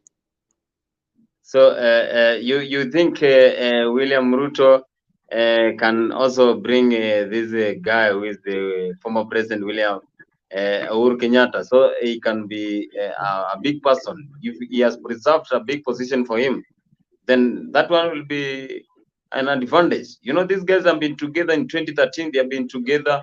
They formed the Jubilee Party 2013 and also 2017. They have been together. So maybe these guys have been talking behind the scenes that let's do this. Let's give you one big position because you have been with us for a long time. And it's now time we give that reciprocation. So this guy might be bring Uhuru Kenyatta back to the position because people see that he is young. Uhuru Kenyatta is young. At the age of 63 years, they say that he is young and he can still qualify and become another president, you know, if the term is extended. But again, we don't know what will happen. So you think you saying Kalonzo is not able to be the success of the kingpin? Let me tell you, if just in case Raila supports Kalonzo or leaves everything in the hands of Kalonzo, William Ruto will beat Kalonzo hands down and take this to the bank. Yeah, he will beat Kalonzo hands down. Because what is happening? Ruto has been moving around the Lake region, that is Homa Bay County, Migori County, Kisumu County, and Siaya County. And I'm very sure that William Ruto is going to get the support from the Lowland. He is going to have the maximum support from that area. Another area of support is the Western region because he has got Moses Wetangula and he has got Musalia Mudavadi. And he is also going to clog other leaders from that region. So, what I'm seeing, Raila should not leave this to Kalonzo. The only person that maybe Raila can leave this thing to and can be of a greater threat to William Ruto is Hassan Joho. Hassan Joho can be a threat. Even Edwin Sifuna can be a threat. But Kalonzo cannot be a threat to William Ruto. I assure you. If he's going to leave this to Kalonzo, then maybe Kalonzo will just remain an opposition leader, in which that is also another nice post. Thank you. So you are saying if William Ruto goes head to head with Kalonzo Musyoka, then Kalonzo will totally see dust. Kalonzo will see dust. In fact, he will see dust. But I think he should not choose Kalonzo. Kalonzo is not fit there. Kalonzo is like a watermelon. Kalonzo, the only post that Kalonzo can clog very well is the post of vice president. Maybe Ruto chooses him to be his vice, it can work. But being the leader, being the president of this country, I don't think Kalonzo can manage that. We saw Kalonzo working very well. We saw Kalonzo working very well with the late President Mwai Kibaki. But again, now Kalonzo has those qualifications to be the president of Kenya. So you're saying whenever Ruto goes head to head, then Kalonzo will definitely see dust. Because do you mean Kalonzo tactics are not well under the strategy when it comes to hunting this seat for the government. It's not good when it comes to competition between him and William Ruto. So he will totally see dust, and William Ruto takes over the second term. I want to say this. Kalonzo Musyoka, you know, the strategy that Kalonzo Musyoka usually use is the watermelon strategy. You can't predict where he's going to. Kalonzo, you can't predict where he's going to. It means he is somebody that you can't trust. We as Luos, we as Luo from the Lake region, or we as Kenyans, we can't trust Kalonzo Musyoka. If God maybe wants to choose somebody, let him look at Joe or look at Wajakoya. In fact, Wajakoya can be having a greater weight more than Kalonzo Musyoka. Yeah, because we youths want somebody that we can feel his weight. Yeah. So if Baba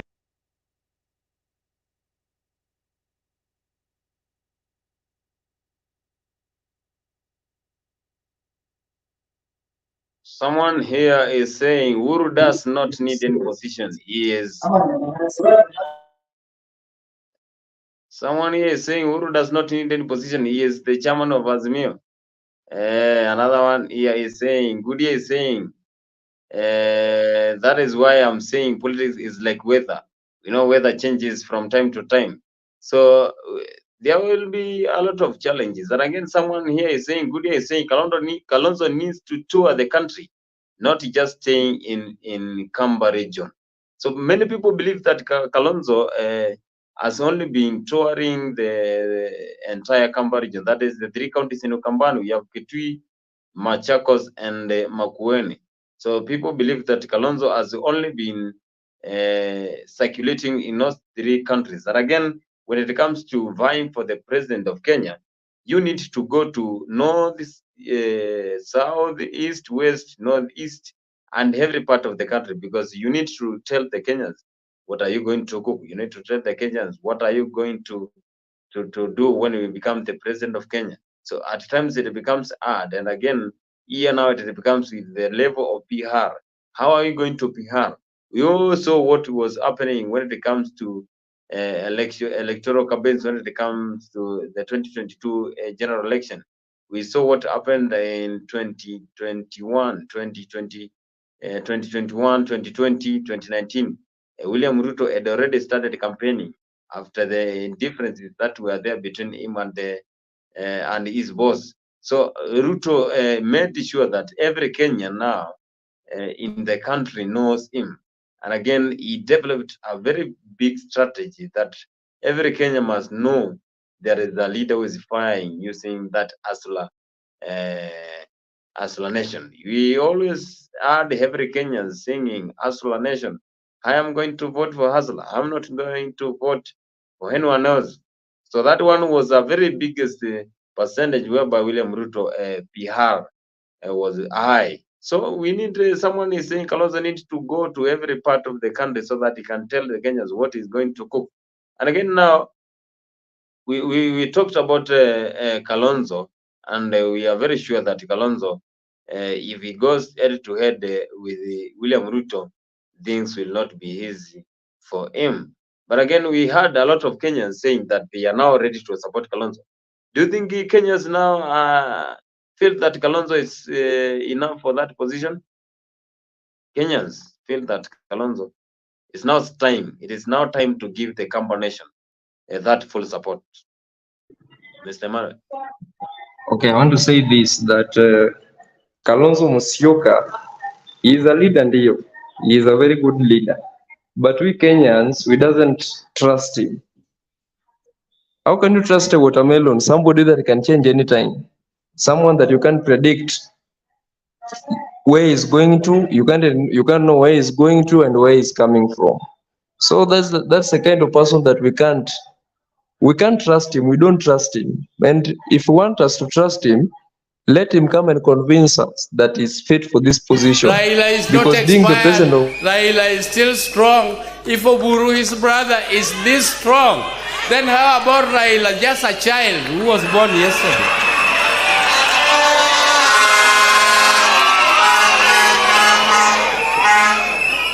So when you talk of contestations for the leadership of this country, others, people who are with us in leadership, particularly in our own coalition. You should not pressurize Raila to tell you that you are the one who is going to take over. No, just talk to people. Come, even here, if you force Raila to tell our people that they should elect you or they should nominate you to be their presidential candidate, without talking to them, without convincing them, they will not vote for you. So just come out and compete. Let Raila also be in the ballot. Let us be democratic. Let us select one best leader who will give us the leadership of this country. Let us not talk about it too early. Let us not let us give everybody a chance, including Raila. Mr. Emmanuel, Okay, I hope I you was saw saying, that clip. I was seeing that clip. So I was saying this, Mr. Boniface, that we lack trust on Kalonzo Musyoka. He is somebody that you can predict where he's going to and where he's coming from. So what I want Kalonzo to do, Kalonzo should walk everywhere within the country and convince us that he's the best person to occupy this space of the president of Kenya. And remember that he is going to compete somebody who is there, somebody who has been there, and somebody who is also a president of the Republic of Kenya. That is William Samoei Ruto. And Ruto has got a sober meditation, and you can't convince you that Ruto will be a one-time president. And Ruto needs somebody who will give him a stiff competition. And Kalonzo can't give Ruto a stiff competition, even if he has got all the votes from the campus, in which he can't clog all the votes of the campus too. Ruto will clog almost half of the votes from the Cumberland. So Kalonzo should walk and convince Kenyans that he's fit for the post. Let him not be a watermelon, because we can't predict. We doesn't know where he's coming from and where he's going to be. Somebody that can change anytime. So let him convince us that he's the best person for this post so that we can support him. Thank you. To word on Ruto. Ruto, I'm seeing is going to gain support from the Lake region and from the Western region. Let him create some posts in which the posts are also already there. The post that Ndabad is holding. There's another post, maybe that of Moses Wetangula. I think that post of Ndabadi, he should give him maybe to Aluo, just in case maybe Rigathi Gachagua will be still his deputy. He should also create other posts for the Luos, the new people coming within the house, that is the Luos. Let him create some posts for them too, for him to receive also our full support. Anyway, thank you. Thank you so much, Mr. Zadok. And here we are seeing someone is saying, that is Gudia is saying, Kalonzo is not known outside the Cumberland. Again, she is also asking, we still want to know where is Mother Karua. We know that Mother Karua has been there for the running mate when it comes to Azimio counterpart with Raila Odinga. He has been the deputy when it comes to 2020 general election. Several things have happened. We know a lot of political leaders have gone to hibernation. You know, that political seat when it comes to president, it has a lot of pressure. So whenever you go for it and you lose it, there is a time whereby you need to relax, meditate, and come back when you have that energy. When you know that now I am ready to go again, because whenever you lose that seat, there is a lot of things that comes when it comes to losing that seat, because it is not an easy seat to just go for.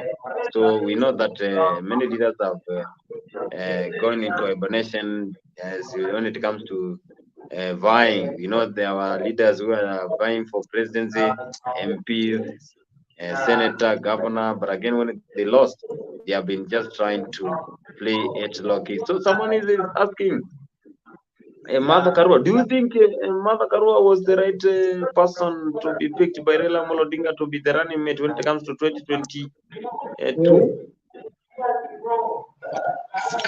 Yeah, let me talk about that. I think Martha Karua was the best person for Raila to choose as his deputy in order to win the race of 2022. And as we still insist that Raila won, I also know that Raila won. Raila is not always a loser. Raila won with Martha Karua. But in 2027, I think Martha Karua, let him not go for the post of presidency. I don't think Martha Karua can be the president of Kenya. And Martha Karua, I don't think can compete William Ruto to be the president of Kenya. So maybe if he can maybe back up William Ruto, he will be having some space into the Kenyan politics. But him backing Kalonzo Musyoka, you can't be mixing Kalonzo Musyoka and Martha Karua and expect them to lead this country. Even I don't think even if they can even win half of the Kamba votes or half of the Kikuyu votes, they can't win that. Yeah. So Martha Karua should just back up Ruto for her to have some space into the political realm. Thank you. Oh, that's nice, Mr. Zadok, for that conversation you have given. So again, we know that when it comes to politics, this one is a very tough game. And we have been seeing what has been happening when it comes to politics. Now we know that many people will be looking forward to get positions. Now, when it comes to succession, we have said that their leaders are not ready. Maybe they don't have the qualification to fit for that seat when it comes to Raila Odinga. Now we know that Raila will be going for that. Is there any trick that is happening that if Raila goes to that position, some of the loyal guys who has been there, loyal leaders, loyal counterparts who have been there, I think going to be venturing into the government jobs. I think going to land government jobs because if Raila wins that seat, then definitely will be assured that there'll be the next king will be representing him, will be taking over.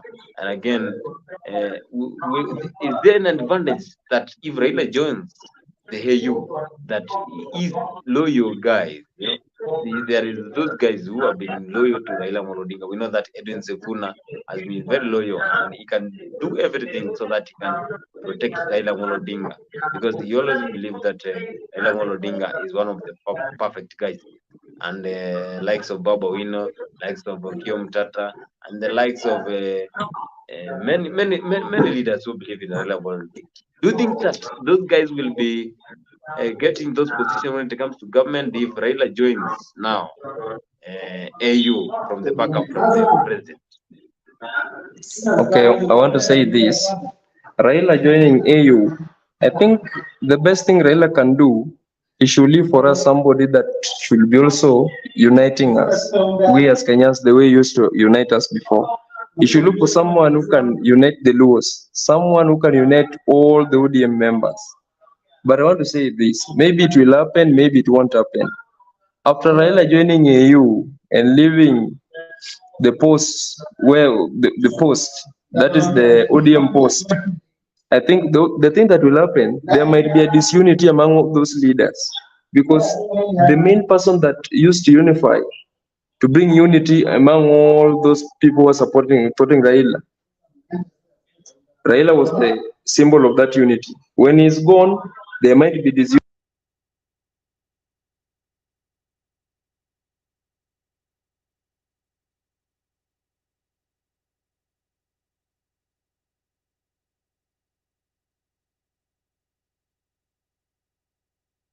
Yeah, we have lost connection when it comes to Zadok. We know that connectivity sometimes brings a lot of. I want to play. There is a clip here. I want you to listen to that. Okay, can you read me?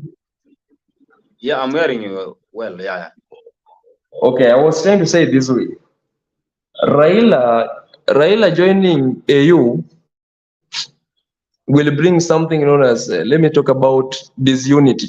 Remember, Raila was the symbol of unity in ODM among the Luo members, and a symbol of unity to other country, to other Kenyans.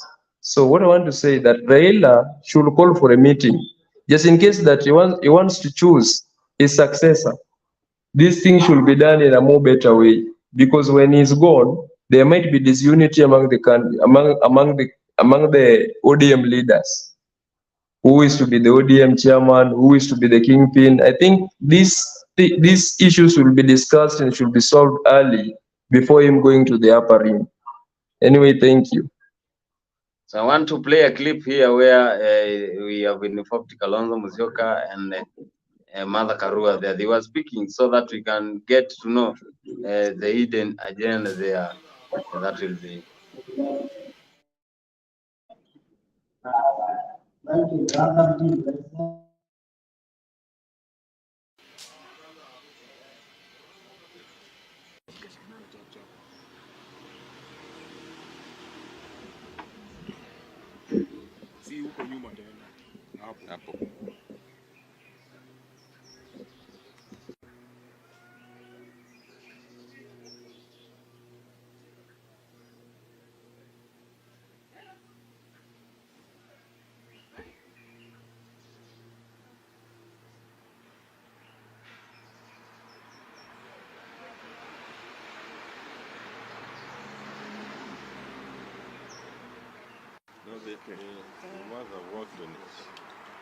Kama hii ndio wanaona ikiona vizuri ni sawa.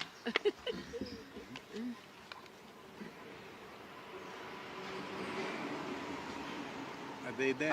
Are we? Muko tayari? As always, the ability to convert places not known. Very phenomenal. Look at this. I don't know with discussion. You make them all of a sudden a very unique place. Yeah. It is.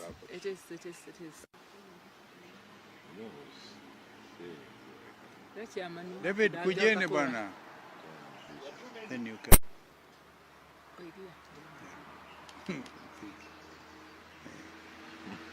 When is this now so many things I will give? Do you want to start with apologies? Oh. Tuko set, eh? That's still setting up. Oh. You come. Secular critical state. No. Let's. Yes. Yeah. It looks nice. Yeah. So are we ready now? We begin by thanking you for, we have something to say to you. Before it is said by my brother, Honorable Kalonzo Musyoka, we have two colleagues who would have wanted to be with us, but were away on other duties. One of them is Honorable Gideon Moi. The other one is, so they are with us in spirit. They're not here, but they share the sentiments we are about. So my brother, go ahead. This is for immediate release. Today, the 16th of February 2024, Azimio la Umoja-One Kenya Coalition Party endorses Right Honorable Raila Odinga EGH for chairperson of the African Union AU Commission. Following yesterday's public announcement by our party leader, the Right Honorable Raila Odinga, that he will be seeking the support of the African continent in his desire to be the next chairperson of the African Union Commission, we would like to state as follows. Number one, as Azimio Coalition, we welcome and congratulate our party leader for the bold step of putting his name forward for consideration of this most important role to the African continent and its people. We fully support his decision and we shall back his candidature to our fullest capacity. Number two, from the onset, Mr. Odinga has played a crucial and selfless role in the democratization of our nation. His sacrifices towards achieving socio-economic development, inclusivity, and stability of our republic are well documented. He has always put Kenya first. These are qualities that we believe are needed for the next chairperson of the AU Commission. Number 3, as you all know, Mr. Odinga has a long-standing history of commitment to Pan-Africanism. We believe that as the AU chairperson, he will leverage his Pan-Africanism vision of identity and inclusivity to achieve, I quote, an integrated, prosperous and peaceful Africa driven by its own citizens and representing a dynamic force in the global arena, end of quote. Number 4, Right Honorable Raila Odinga has an unparalleled track record of leadership in promoting democratic principles, human rights, and good governance. These qualities make him the most ideal candidate for the position of chairperson of the AU Commission. In addition, Mr. Odinga is a bridge builder with an uncanny ability to unify and foster collaboration among member states. Number 5, in addition, we believe that Mr. Odinga is eminently qualified for the job, having been the AU High Representative for Infrastructure Development. He has traversed the continent, interacted with our people, and understands their wants and their needs. Number 6, we are aware that this is East Africa's turn to head the AU Commission, and we do pray that the East African community, the EAC, will support this bid of one of their most illustrious sons. Number 7, we are confident that Mr. Odinga's candidature for the position of AU chairperson will garner overwhelming support from all corners of the continent. His broad appeal and international name recognition as a statesman committed to Africa's progress makes him the right and best candidate for the job. Number 8, we call on all our compatriots to give bipartisan support and ensure that Mr. Odinga's bid is successful. Mr. Odinga's win will be a win for Kenya, the region, and indeed the continent. Number 9, Azimio remains focused and united on issues close to the people, and we give our assurance of our commitment to always address their concerns. I thank you.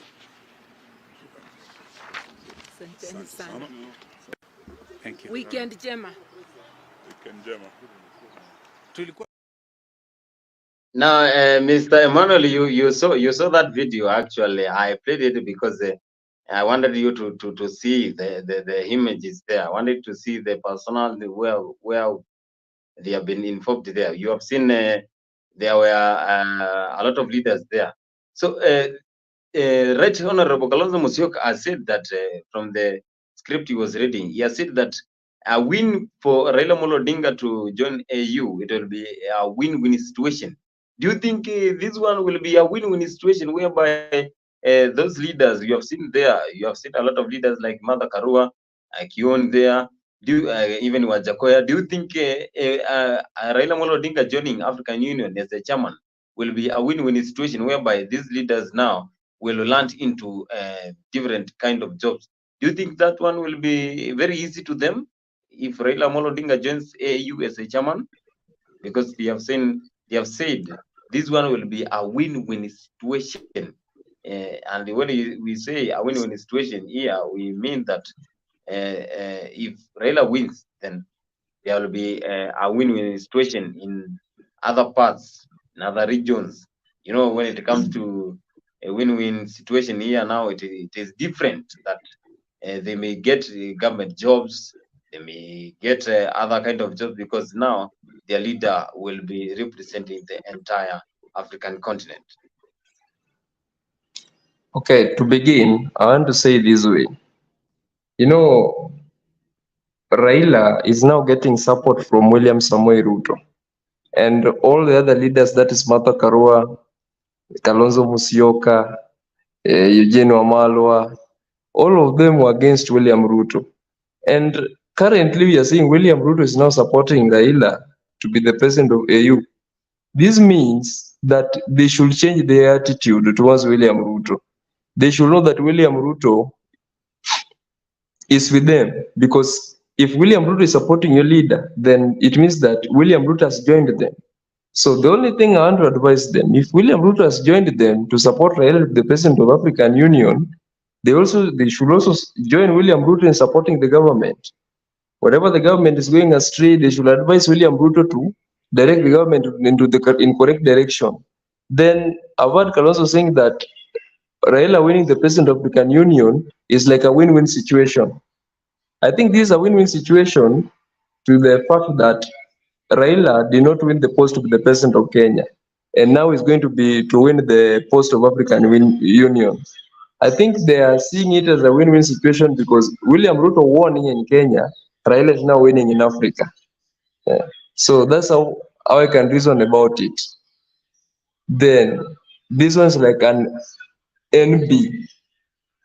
Martha Karua and Kalonzo Musyoka should now join government, and they should support William Ruto to deliver to Kenyans. This issue of complaining each and every time about economy, let them join William Ruto, give advices, console William Ruto, and we'll have the best country and the best country to be in.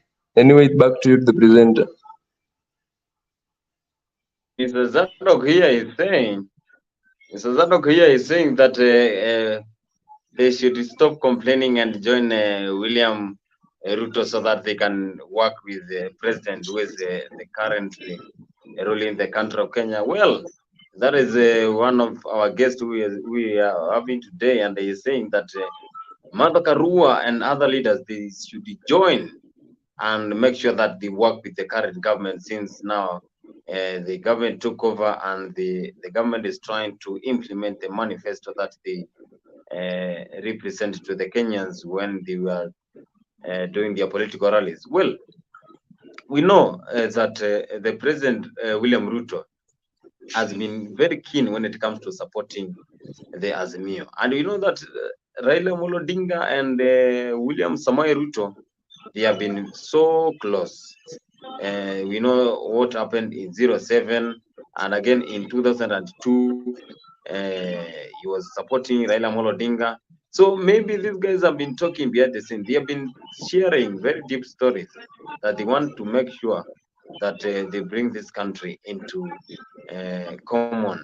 So as we see, William Ruto now trying to unite the country by going to the Lake region. We know that the Lake region is the one that mostly supports Baba Raila Odinga. So William Ruto is trying to implement a methodology so that he can make sure that he capture the hearts of the Lake region. And it's only by this that Raila Odinga will be happy and the entire Lake region will be happy, because they have been considered in the ruling government. And if now it's time to work and make sure the country goes on well, I agree that these leaders need to come together and support each other so that they can make sure the country goes on well. So that is all what we can say about Kalonzo and the AU succession. So we don't need anyone who can take over. Mr. Zadok, we don't have anyone who can take over as Raila Odinga want to go. Anyone else who can? We have some leaders who still want to take over. You know, someone might croak and say, I want to take over the leadership so that I can be the next king. What if someone comes from deep sides and say that I want to take over and he has the qualities? Will Kenyans still believe in him, or Kenyans will never believe in anyone else apart from Raila Odinga? And will this one bring into a collapse with the opposition? Because if there's no opposition, then it will be a total difficult situation. Okay, I want to begin by saying this way. It is better to support the Satan you know than the Jesus you doesn't know. Then the issue of succession. I know Kalonzo Musyoka was the man after Raila Odinga. Then the woman after Raila Odinga was Martha Karua, and both of them want to be the president of the Republic of Kenya. I want to say this: being the president of the president of the Republic of Kenya in 2027, I don't think it will be very much easy. Beating William Samoei Ruto in the ballot is not easy. This is a game that Raila tried, and Raila failed in this game. So I doesn't think that Kalonzo Musyoka has got that capability to beat William Ruto. He doesn't have that capability. Just suppose maybe if he wants to be the opposition leader, that's nice. He can be the opposition leader. But beating William Ruto in 2027 with the support from the Lake region, I don't think it will be something very easy to Kalonzo Musyoka. The only thing I'll advise Kalonzo Musyoka, I know here in front there might be political shuffling. Let him support Ruto. Let him just support Ruto. He might be having some space within the political realm. Like going and beating Ruto in 2027 is like a dream. Remember, Ruto is the only president Kenya is having that is having a natural meditation. He is very intelligent, and beating him will be not much easy. Back to the presenter. So that is one of our own, that Okomondi is saying. It will be very hard for Kalonzo Musyoka to beat William Samoei Ruto when it comes to 2027 general election. So we saw something happened. So the Kenyans think that there is an handshake that happened behind the scenes. Do you think there is a handshake that has happened? Because Kenyans believe that these two guys have had a handshake, but again, the handshake should be in hidden form so that Kenyans will not understand that there is no handshake, so that they can work together. Okay, me seeing remember last time, there's a drama that was created within the country. Before William Ruto became the president of Kenya, William Ruto visited Uganda for the first time, then went to Uganda again. Then the third time when he was going to Uganda, they deterred him from going, claiming that he was going there to do some unscrupulous act. Yeah. Raila meeting Yoweri Museveni shows a lot. First of all, it shows me that Raila has got a full support from Yoweri Museveni to be the president of AU. Another thing that I wanted to stress about, remember it has been a very long time when Raila Odinga and Yoweri Museveni are not in good terms. I think maybe it is about because of maybe the economic interests in East Africa, and I think the main one is economic interest in East Africa, and that's why both of them are not agreeing. But Yoweri Museveni supporting Raila shows that Raila already has that post. Yeah. And people saying that Raila Museveni coming together is like an handshake. I don't see it's not like an handshake, but it shows that there is going to be a unity within the country. You know, in Kenya we have the two bulls. That is William Ruto and that is Raila Odinga competing. If the bulls are together, then we should join us to support this government. It means those who are after Raila, that is William, that is Kalonzo Musyoka, Martha Karua, Wajakoya, all of them should leave all the complaints about the government. What they should do, let them come together, join William Samoei Ruto in order for him to deliver to Kenyans. All we need is delivery. Yeah, so complaints should go. Let's give William Ruto time to deliver to Kenyans. Second term 2027, let's give William Ruto another term to deliver to Kenyans. That's all I can say for now. Thank you, Mr. Zaro. He's saying that let's give Ruto time. You know, Ruto has been the president since 2022. That is September. He took over from August. So he has been the president. Now is almost 2 years. He has been the president. So he is saying that now we are having Ruto as the president. Now we give him time. We give President William Ruto time so that he can rule the country, so that he can make sure that everything goes on well. So that is his opinion, and he's saying that he has the trust with President William Ruto. And again, I want to play a clip here so that we can all listen as we venture again another. Angalia dunia tu.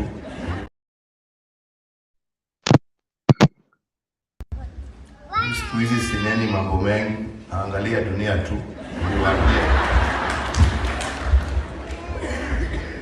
Zingine unaangalia, unashika kichwa, unasema gaiwi ito Jehova. Wengine unajiuliza ni kulia, wengine unacheka, lakini Kenya ni nyumbani tu. Tunaendelea, tunatakia wale wako mema, lakini wakati nilikuwa kwa uongozi nilikuwa naambia watu kitu kimoja. Kama wewe ni kiongozi, kama wewe ndio umepatiwa steering wheel ya kuendesha, kama ni county ya Nyandarua, kama ni constituency hii, kama ni nchi ya Kenya, pale popote, kama wewe ni kiongozi wa maana, kiongozi wa maana anashika steering wheel, anaangalia mbele. Sio kila saa kuangalia rear view ati ametoka wapi. Unaangalia mbele. Ukiwa mtu wa kuendesha ukiangalia rear view mirror, wewe ni mtu wa kupeleka gari katika yone yako igira mutaro. Wageko ni murenda gutongoria bururi. Rora imbere mumenye kuria muratwara. Omwatira na juku na igenyo na maundu matari kuria mari. Hakuna pahali mnaenda, hakuna pahali mnapeleka nchi. Nchi inataka viongozi ambao wako na maono ya mbele, kwa sababu hiyo ndio itakuwa ya manufaa kutatua shida zile Wakenya wako nazo.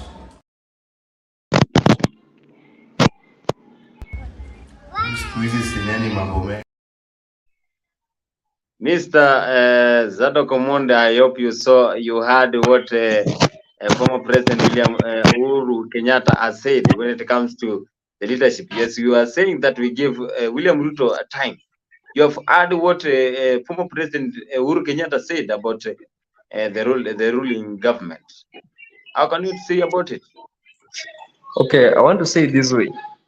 You know, William Ruto and Raila Odinga coming together, this thing has got a threat to the Kikuyu community. I don't think Uhuru Kenyatta is happy with this thing. Totally, regarding Gachagua, Uhuru Kenyatta, the people from Mount Kenya are not happy with this thing. Because Ruto clocking all the votes from the Lake region, plus all the votes from the Rift Valley, is enough for William Ruto to be the president of Kenya. Only the two votes from, that is Nyanza region, Western region, and the Rift Valley region. I think those votes only are enough for William Ruto to be the president. And these will deter the Kikuyus from accessing the government, because Kikuyu saw that they were seeing that they have the majority, they have a voice in the government, but now due to population and Ruto seeking support or getting support from the Western and the Lake region, I think this one is a threat to the people of Mount Kenya. And also Uhuru Kenyatta himself, I don't think he's happy with this thing, because he is seeing his people being deterred from accessing the government, the next level in the government. Yeah. And that's why he's saying that this country needs somebody with a vision. But I want to tell him that William Ruto also has a vision. He has got a good intention for this country. So let's see what will happen. Let's remain patient and everything will be okay. Anyway, thank you. Back to the presenter.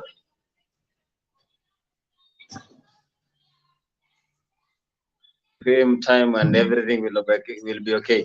Well, we know that when you have been to somewhere, when you have been to any place, of course, you know the warmth, you know the coldness of a place. Of course, former President Uhuru Kenyatta knows what it entails when it comes to this presidential seat. That's why he's saying nowadays, anaangalia tu anaona mambo yaendelee vizuri, lakini anasema kama wewe umepatiwa uongozi,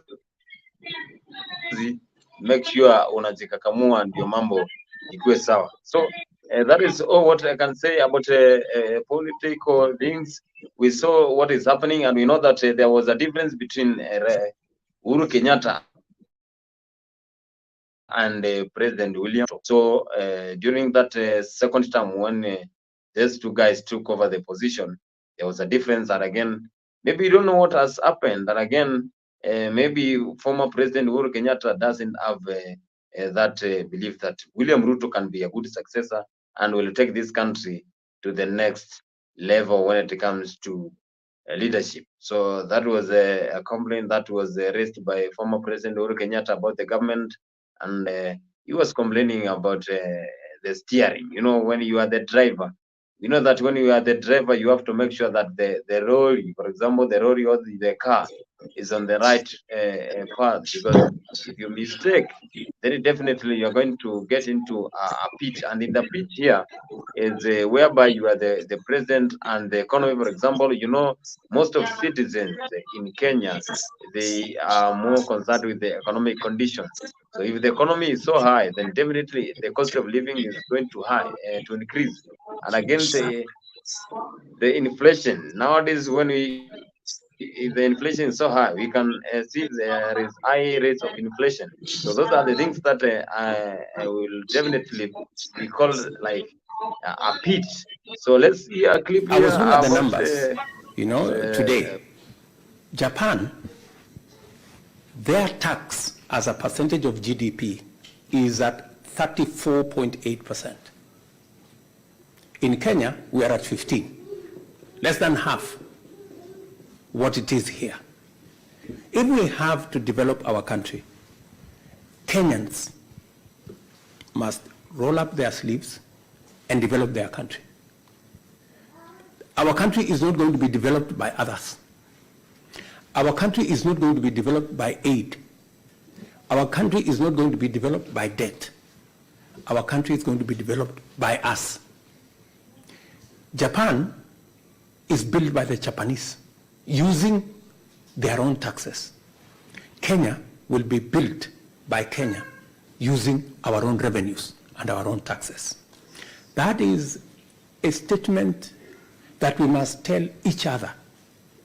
The one thing that I have committed myself to do is that we must then provide a guarantee that every Kenyan who pays for whatever service or pays whatever tax, that money should not be stolen by anybody.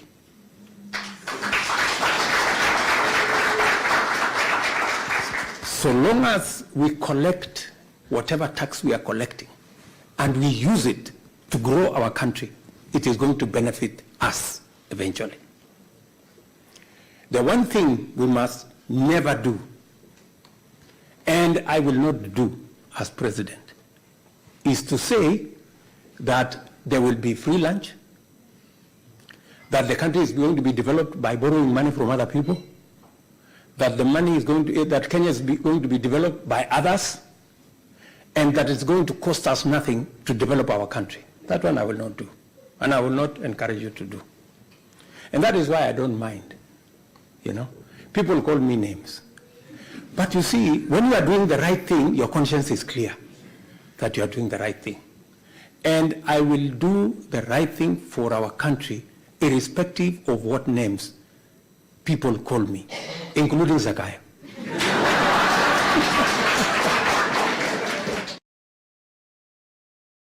So, Mr. Zadok, now you can hear what President William Ruto has said when it comes to steering. You know, when it comes to steering, he has been steering the country. Now you can connect what the president is saying, that he is steering the country so that he can take it to the right path.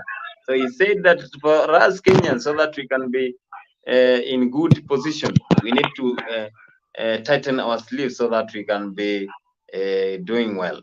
How do you say about the steering that William Ruto has been taking over since August 8th, that is 2022 up to now? You know, first of all, if I have to begin, William Ruto, you know, when you're given a new thing, lazima ikushtue. Kupewa kitu mpya lazima ikushtue tu. From August, William Ruto has been trying. There are very different reforms that has been coming out, the different changes within the government.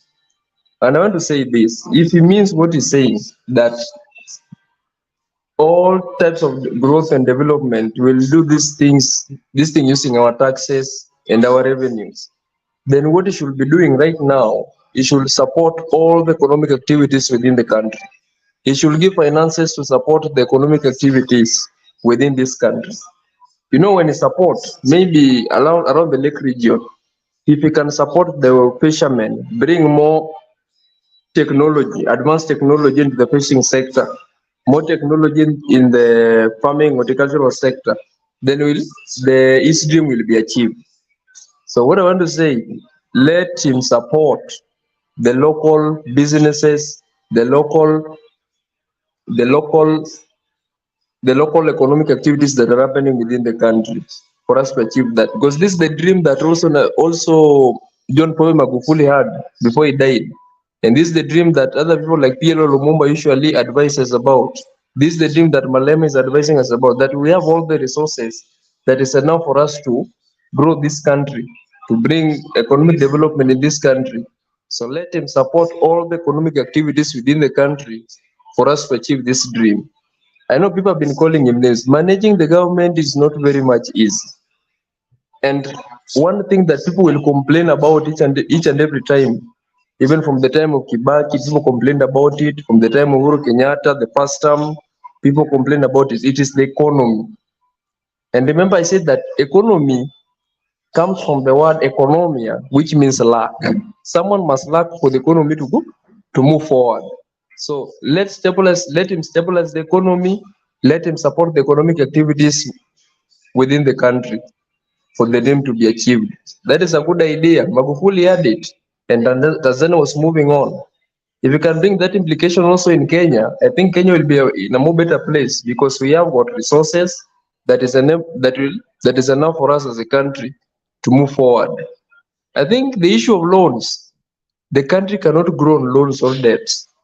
William Ruto has been taking loans, but I think it is high time for him to have a change habit towards this.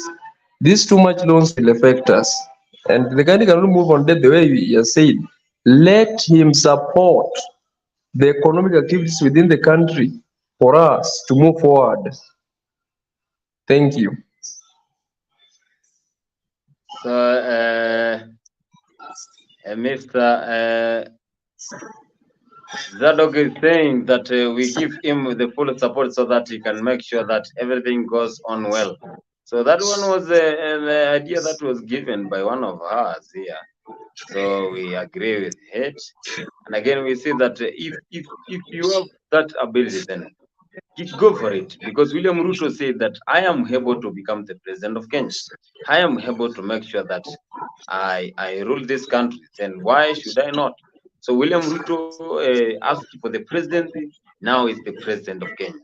We now make him have that capacity to lead the country. Again, guys, this is Afrique 24 TV, whereby I'm your host, Boniface Kimanzi, and wherever you are watching, that is Facebook, Twitter, IG, and always make sure you subscribe and comment, like, and share our content that we share every day. This is our political show, and we are having one of our guests today. I want to play a clip here so that you can always see what we have been showing.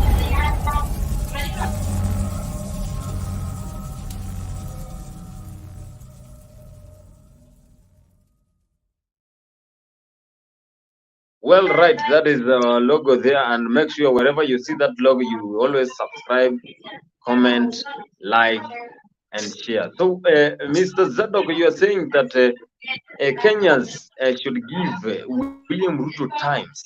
Now we are heading to the second here. We should give him time so that he can make sure that the economy is stabilized. The economy is well. Now we can see that things are going on well. So we need to focus and make sure that we give him time and he makes his days go on well. Here now I have Honorable Vincent Machoka. Welcome on board, Honorable Vincent Machoka, and we missed you. Right, you are back here. Thank you very much. Thank you very much. I'm here. Just bring me up to speed so I know what we are talking about today. We have been talking different things, and again, I want to brief you. So now we are focusing on who will be heading to replace Raila Amolo Odinga, and some of the leaders who are going to take place when it comes to succession of Raila Amolo Odinga. And again, we are trying to see what are some of the advantages that after win-win situation. We know that there will be a win-win situation whereby we had Kalonzo saying that it will be a win-win situation whereby if Raila wins for AU, then some of the leaders in the Azimio are going to get into the government. Is there that possibility that if there is a win-win situation, if Azimio Raila Amolo Odinga wins, then those leaders from the Azimio, some of them are going to get a position in the government? Do you think that one will be possible? First of all, let me greet our viewers and our fans, and welcome you to this late night debate and interview. So, to the topic you just put across, I think Raila Amolo Odinga is exiting the political stage, and it's not going to be a walk in the park to replace him, because we all understand that the shoes that Raila wears are a little bit too big for anyone to wear. So my opinion has always been that succession is always very much unplanned, and you can never plan who succeeds you. And I think Raila Amolo Odinga is not going to make someone succeed him, and if he tries that, that is going to backfire on him. What I think that is going to happen is that another leader is going to emerge, and that leader is already there, of course, but emerging means that that leader is not going to be made. That leader is going to make himself.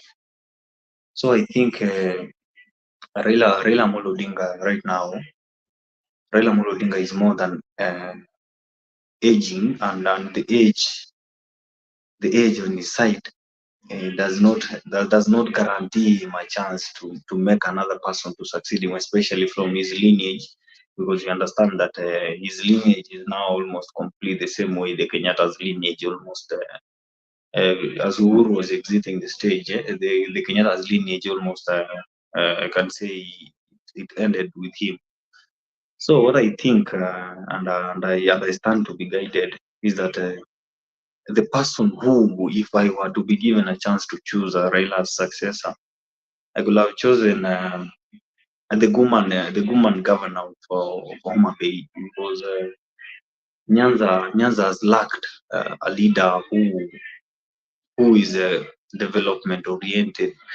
They have lacked a leader who is also eloquent and smart.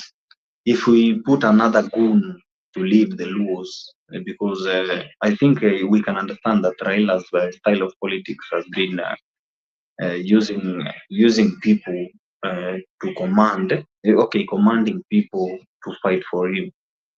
And I think if the Luos decide not to go that route anymore, I think it's going to be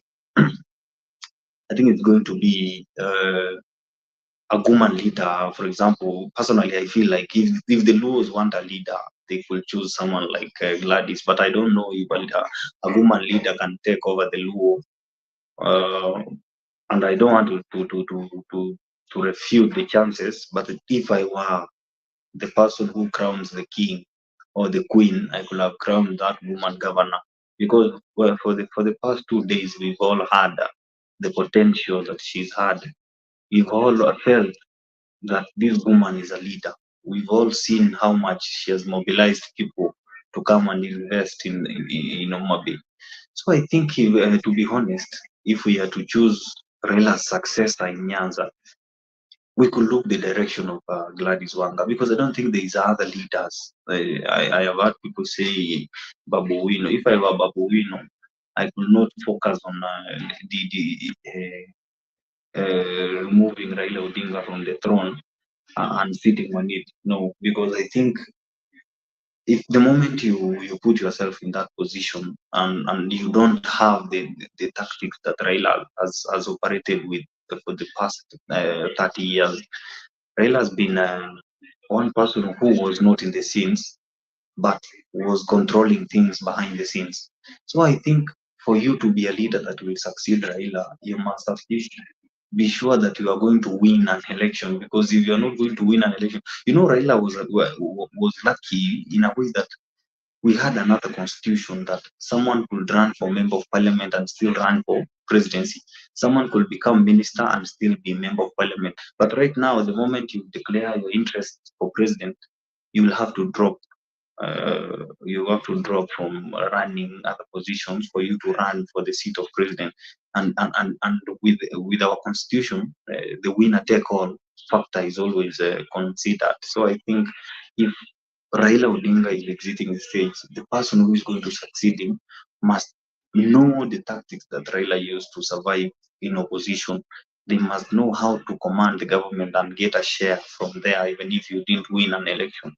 So I think Babu Wino is not such kind of person that we are sure that will succeed Raila and still manage to command the government to do everything that he says.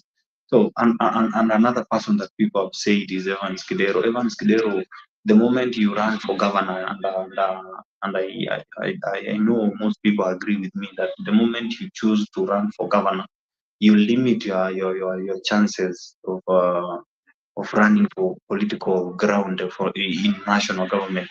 If I may expound it, for example, I have heard Simbarati supporters say that they are preparing Simbarati for the big seat, and I told them the other day that the moment you devolve your mind to the county level, you limit your chances of growing into the national politics. The moment you get into county government, corruption cases, scandals start following you, and people will hate you for that. You will lose that support from your county. But the moment you rise the way Rigathi rose from the position of the member of parliament to deputy president, that gives you that chance for you to succeed. That's why you can see Rigathi is also perceived as someone who's going to succeed in the mountain, even if the mountain, there's a lot of disquiet in the mountain, and I don't know how they're going to sort it. But for now, Raila Odinga's succession is not going to be something that we will see until Raila is not alive. And as I say, the way Ruto took over from Moi, we can all remember that he told Moi one day that I don't have to be kingpin to have people on my side. I can't remember the exact word, but he took over from Moi when Moi was alive, but he made sure that Moi was not spoken of enough in the Rift Valley, and he demonstrated that in 2005 during the referendum, where he swayed most of the people to vote no to the constitution, the referendum that was being fronted by Kibaki. So I think dethroning Raila is not going to be something we are going to see, especially now that Raila is alive. And we all know that Raila is a selfish leader who loves himself. So for now, if we start talking about Raila's succession, even his members fear him. They fear to say that I want to succeed you, I want to do this. They consult with Raila. Raila can choose to deny you the ODM sat. So I think the succession is not going to happen anytime soon. Let's wait first and see how this year goes. But I think if Rulos wanted a successor, I could advise them, if they could listen to me, they choose a development-oriented person and an eloquent leader like Gladys Wanga, who has demonstrated that good leadership can shape politics. I submit. Thank you, Honorable Vincent. And again, someone, Zato Komode had already told us that if they want to make sure that the Azimio party goes on well, then they need to take Gladys Wanga. I think Emmanuel had said that with Zato Komode. I can see Mzalendo is here. I have said Hi, that. Mzalendo. How are you? I'm good. We missed you. How is everything over there? Is it good morning or is good afternoon? No, we are in the evening here. And yes, we are in the evening. I'm just listening to Vincent. How are you, Vincent and Emmanuel? Fine. We are fine. We are fine. Yeah. I don't know. I wanted to listen in so that I can come in at some point. But just to add on what Vincent has said is that Raila's succession. What I will agree with you is it is not the right time to talk about succession politics, especially in ODM. And why am I saying this? Because we don't have a party called ODM. We have Raila as an institution. Those who follow Raila, like Boniface Kimanzi, no, they follow Baba. They don't follow the political party.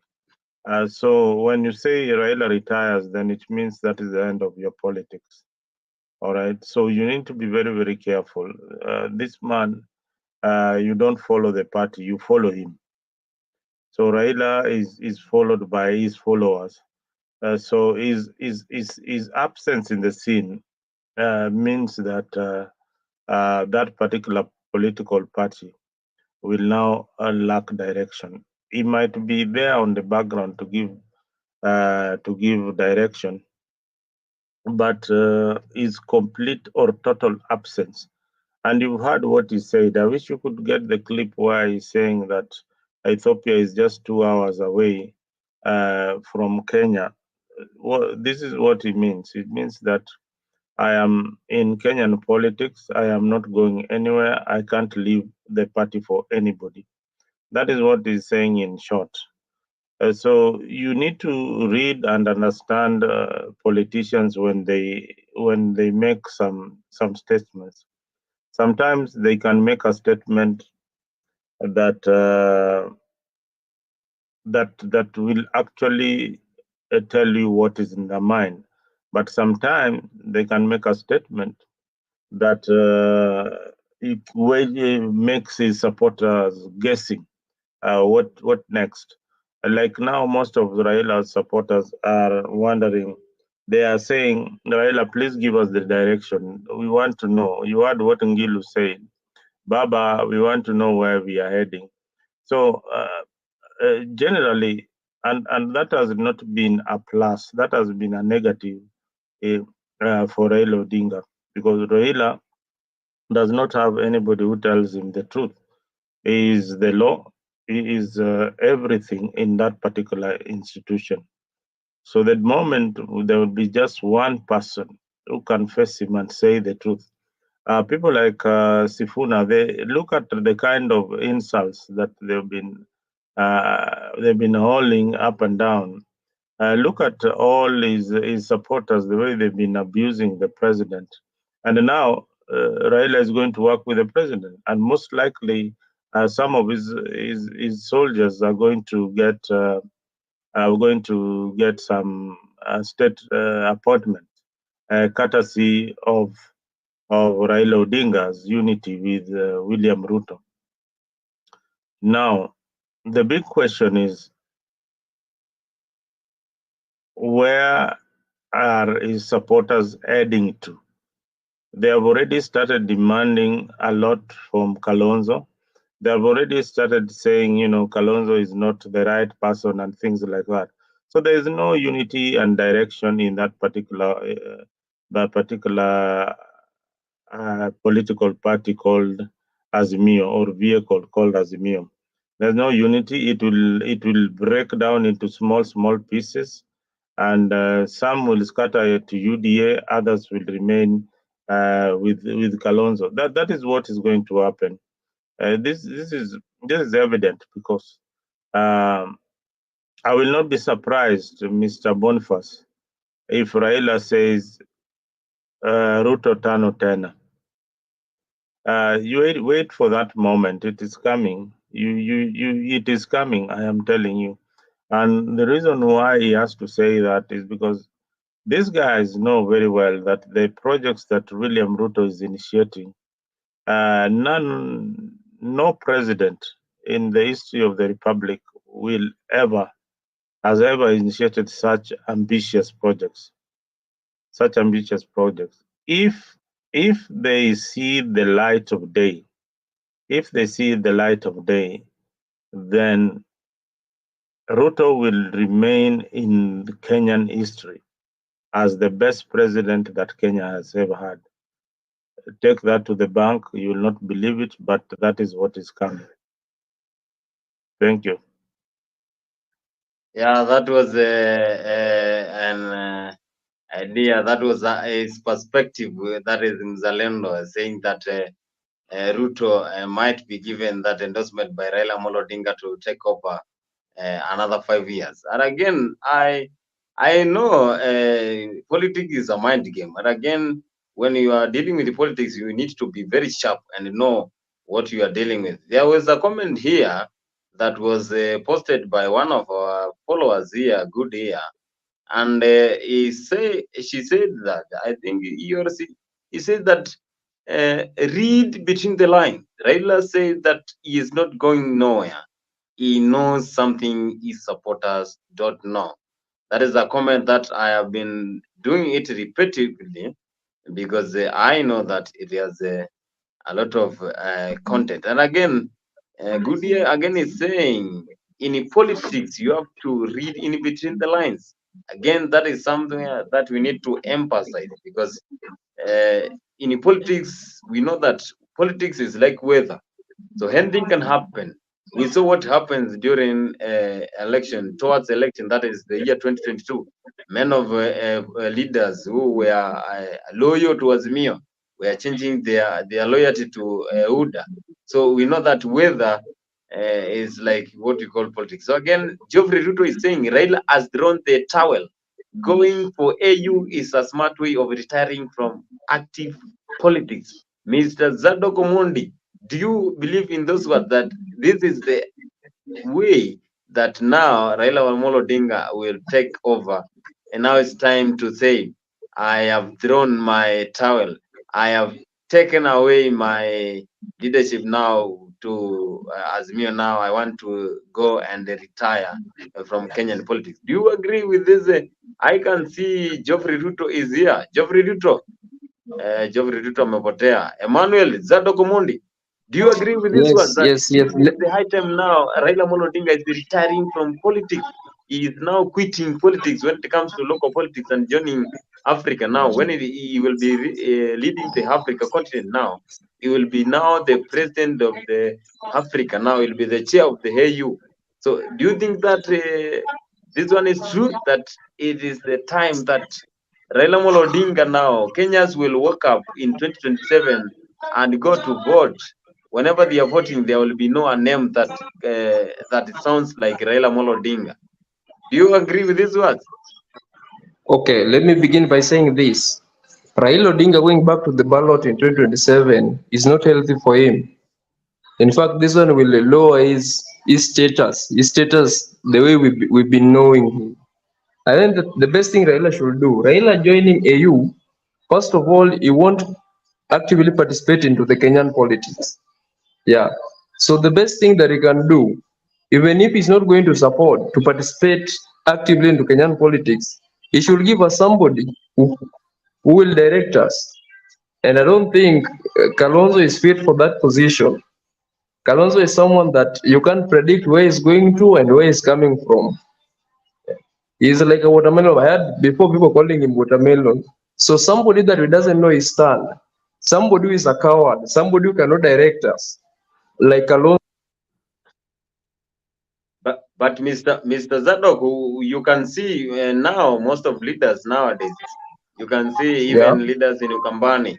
You can see the governor of Makueni, that is Mutula Kilozo Jr. You can see the governor of Kitui. You can see the governor of Kitui, that is Dr. Julius Makoma Lombe. You can see, and other political leaders, they are now backing up Kalonzo Musyoka. Why are you referring him to as a watermelon that he can change, that he fluctuates? When you're saying that Kalonzo fluctuates, then here now it becomes a problem because he has his own loyal followers that believe that Right Honorable Kalonzo Musyoka can be the successor of this Duke Raila Odinga. Mr. Honorable Vincent, how do you see this? That do you believe that now is time that Raila is quitting politics, that again, if he joins politics come 2027, that people will now start his points now when it comes to rating, rating politically, the points will just go down when he vies for president come 2027. I think by now I think by now we can somebody to mute the microphone so that I can somebody to mute the microphone. Mute your mic. Mute. Okay, wait a minute. Okay, so okay, let's go. Yeah, I think we can agree right now that Raila Odinga's politics is more of predictable, and we know him right now. We've been around Raila for 30 years now. We understand his game so well, and I think if there's a person who understands Raila more is William Ruto, because working for Raila and almost made him president in the year 2007. That man understands Raila more than I think the person who can get close to understanding Raila is Orengo. For now, even Orengo has known that Raila is ready to exit, and there's nothing himself can do about it. There's nobody who's going to stop Raila from exiting the politics of this country, and we can as well say that Raila has retired. But to say that Kalonzo is going to succeed him, in fact, today I read a tweet somewhere saying that Raila cannot gather the courage now to call Ruto as Zakayo, and because they are now buddies. I think Kalonzo is a kind of a person who likes to play victim, which I don't think Luos will want. Luos want someone who will speak the mind. I think the person who could have done well in that role is Miguna Miguna, but Miguna is one person. I don't know if I can call him arrogant a bit because that's the kind of leadership that the Luos want. They don't want a person who will play victim. And I don't hate Kalonzo, but I don't think Kalonzo is one person who has the politics that the Luos love. And I think if you get time during the day, I usually sneak into the lives of Mosh 1 hour. Those guys who spend numerous hours in Jacaranda. We talk about Raila and Ruto and Rigathi Gachagua. Those guys normally speak from the point of Raila's supporters and followers who have Raila's interests at heart. Those people we call sycophants who can only do what Raila says. I heard Omosh saying that let's leave Baba alone. Let's leave him go, and let's allow Raila to also follow his heart. For the longest time, Raila has fought for them, and now it's time for them to allow him to go. And I think I felt that that's something Omosh said that I liked, because I think most of the people have been clinging on Raila's back for them to succeed. Right now, you need to see who are those people who can succeed without Raila's going. You see, so for now, I think talking of Kalonzo succeeding Raila, you can hear is the people you just mentioned there is the governor of Makueni, the former governor of Kitui, Charity Ngilu. You can hear Wavinya Ndeti saying, I have not even heard Malombe, because Malombe and Kalonzo seems not to be going so well. So I think if you can you can want to challenge and you can want to show laws that you are coming as their leader, you first need to have a full house backing you. Kalonzo needs to put his house in order. Kalonzo needs to also make friends that when he's coming, for example, to a rally in Kisii, we see people around him that will reaffirm the Raila supporters that this man has a full backing of the people of the Ukambani region. So those thoughts that Kalonzo is going to succeed Raila, I think we should forget about that. And as Mzalendo said, let's not even think of Raila's succession as long as Raila is alive. But I think the person who is going to succeed Raila is the only one person who understands him, and that one person is William Ruto. That's why William Ruto is busy making sure that he's a buddy. He is a buddy of the Luos.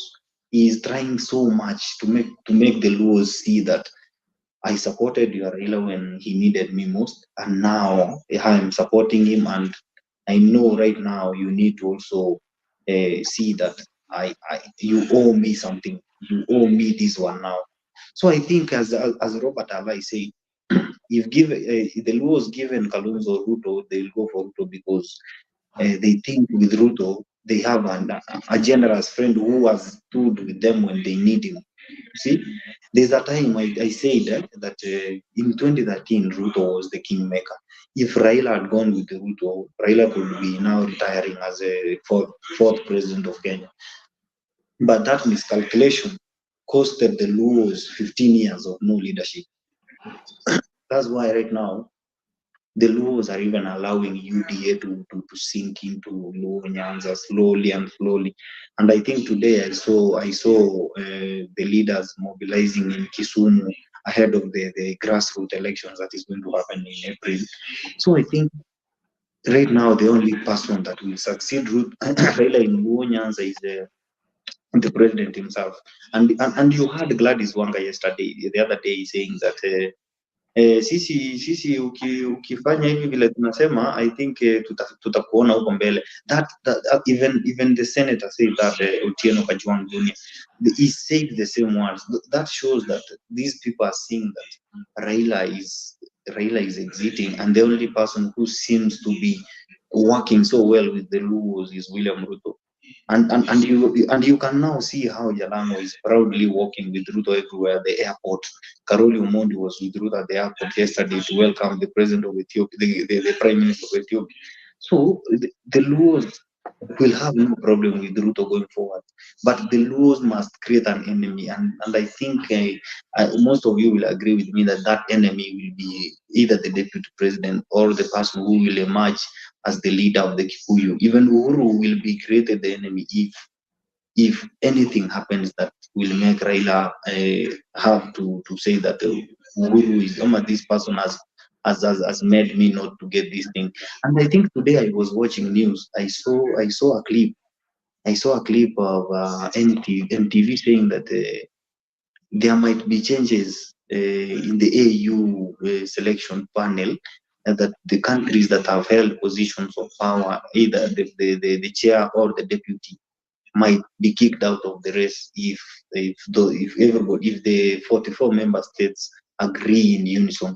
But I think if they do that, that's purposely to lock out Raila out of the race, and that can only be the working of someone who has had power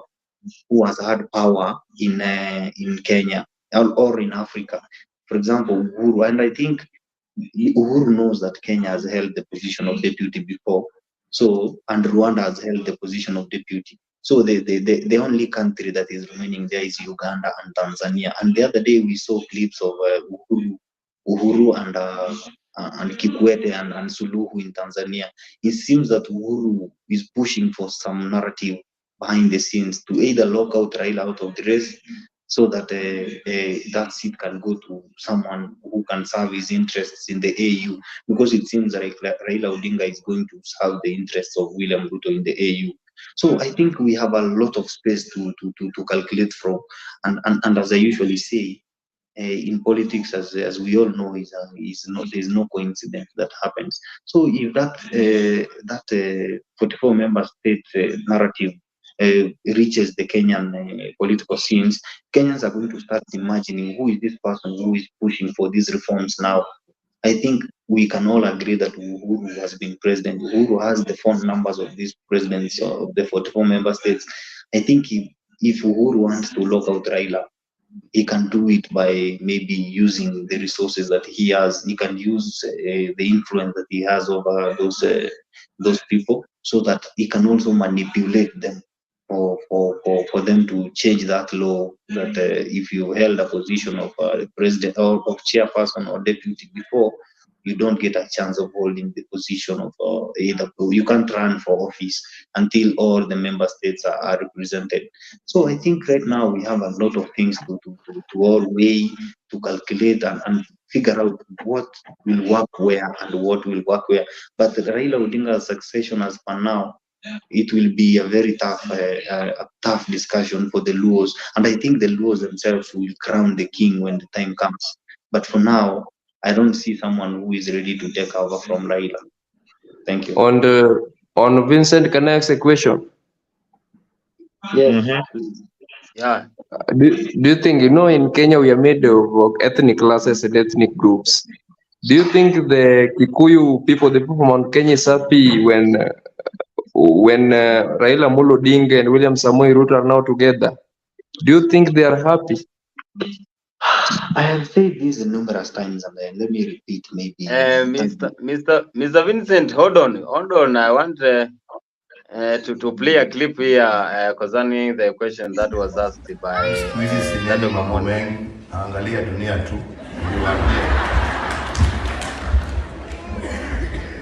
Wengine unaangalia unashika kichwa unasema gaiwi tu Jehova. Wengine unajiuliza ni kulia, wengine unacheka. Lakini Kenya ni nyumbani tu. Tunaendelea, tunatakia wale wako mema. Lakini wakati nilikuwa kwa uongozi nilikuwa naambia watu kitu kimoja. Kama wewe ni kiongozi, kama wewe ndio umepatiwa steering wheel ya kuendesha, kama ni kaunti ya Nyandarua, kama ni constituency hii, kama ni nchi ya Kenya, pale popote, kama wewe ni kiongozi wa maana, kiongozi wa maana anashika steering wheel, anaangalia mbele, sio kila saa kuangalia rear view ati ametoka wapi. Unaangalia mbele.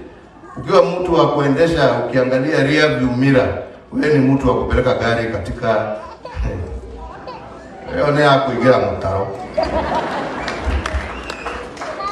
Kwa ni murenda gutongoria bururi. Rora imbere mumenye kuria muratwara. Omwatira na juku na igenyo na maundu matari kuria mari. Hakuna pahali mnaenda. Hakuna pahali mnapeleka nchi. Nchi inataka viongozi ambao wako na maono ya mbele. Kwa sababu hiyo ndio itakuwa ya manufaa kutatua shida zile Wakenya wako nazo. Okay, let me answer Zadok in quite a very reasonable manner, and I think I've said this numerous times. The Kikuyus made their bed, and they have to lay on it. When they chose William Ruto in 2022, they weren't told by anyone to vote for Ruto, and they did that out of love, out of they resonated. The ideas of Ruto resonated with them so well. So those people voted for Ruto out of love, out of will, and I think they have no problem with Ruto right now. They have absolutely no problem with William Ruto. And I think if there will be a problem is if the deputy president will be isolated in anything that the president does. But we've all seen what Rigathi Gachagua has not been respected at any instance by the president. And I think if you can see the cake that the Kikuyus are enjoying in Ruto's government is the biggest cake that they are enjoying. So the Kikuyus will have no problem if this arrangement of Raila and Ruto will not isolate them from the equation. And I think we all know that the Kikuyus are people who can be selfish at some point, and I know we all agree that those people can be selfish and they can make a decision when needed. So right now they don't have a problem. The problem has not been created yet. And as far as I'm concerned, the leaders in the mountain have no problem with the Raila exiting political scene because they all want to get re-elected. They want Ruto to get re-elected so that they can keep their positions also. So right now, the people in the mountain cannot start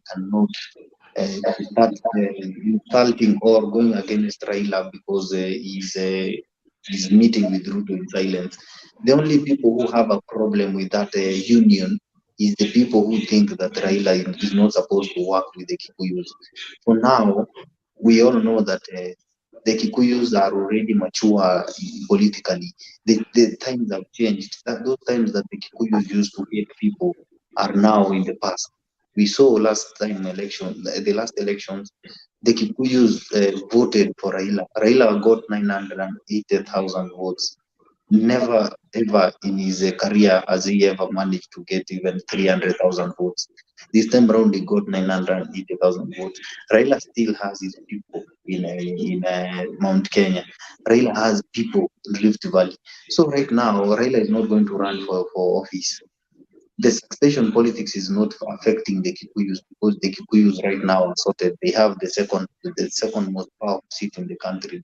They have the president who is their buddy. So right now, thinking that the Kikuyus will have a problem with the Luos or the Kikuyus will have a problem with Raila, that is one matter, and I know one of you, we can all agree that that is now something we can say it's under the bus. Is what are On the Vincent, can I clarify on something? Hold on, Okay. but Zadok. Here we have Jeff Buru. Jeff, good evening from Nairobi, Kenya. Here is around 1:41 a.m. And we were discussing about the succession, who is going to succeed the Right Honorable Raila Odinga if he joins African AU as the chairman. And again, do you have anyone who is qualified to join Raila Odinga? And again, do you have problems when the Kikuyu see that interactivity between Raila Odinga and President William Ruto? Mr. Jeff Buru. Yes, Mr. Kimanzi, can you hear me clearly that side? Yeah, definitely. Yes, thank you so much for the opportunity. I want to start with the last question, which was asked because I'm a Kikuyu, and I know how we think and how we reason and why we do things the way we are. Sometimes we are mistaken that we love leadership so much, which is not true. The reason why we, the Kikuyus, are so passionate about who becomes the leader or what is our position in government is because of the past experience. Kikuyus don't love leadership. Now, what we love is protection of our interests. Our interest number one, what Kikuyus want is peace so that they can do their businesses. Because we love money and we love good life. So we look at that person that if he becomes the president, we'll be assured of peace that will help us do business. And number two, of what do Kikuyus want is somebody the same point of interest is somebody who will continue to reform those sectors that benefit their region. Why Kenyatta Senior was very popular? It's because the coffee sector was doing very well during his tenure. It's because the tea sector was doing very well during the Kenyatta's time. My grandfather was one of those people who owned the coffee plantation, the tea plantation and coffee. And he was termed as one of the richest guy in the area during those early days, because the sector of coffee, the sector of tea was doing very well. That is why William Ruto, when he was being voted, one of the conditions was, are you going to reform the coffee sector? Are you going to reform the tea sector? Are you going to reform the milk sector? And that is why he gave Gachagua the mandate of looking at those three sectors.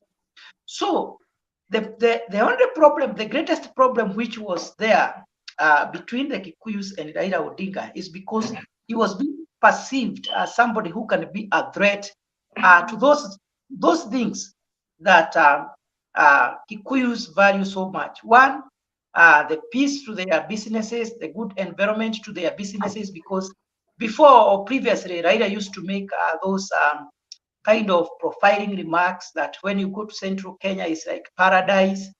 Central Kenya people get, I don't know, free money from Equity. So many things that he was saying that made people feel like he was not afraid of the mountain. So that is why sometimes people think, oh, people hate Raila Odinga. No, people were just afraid of him. And Gachagua told him very well, Mr. Raila Odinga, we have nothing against you. We don't hate you, but we, as the people of mountain, are afraid of you. What are people, or what were people afraid of Raila Odinga? It is his kind of politics. That is what people of Central feared. That is why today, nobody, and I can tell you for sure, nobody has any problem with Raila Odinga working with William Ruto at whatever capacity, so long as they know Gachagua is there, so long as they know they have representatives in the government to ensure that their interests are looked upon. And people sometimes think that Ruto can replace Mr. Gachagua. But I want to tell you that when Ruto was making that choice, because he had the prerogative, or he had the power to choose who was going to be his deputy.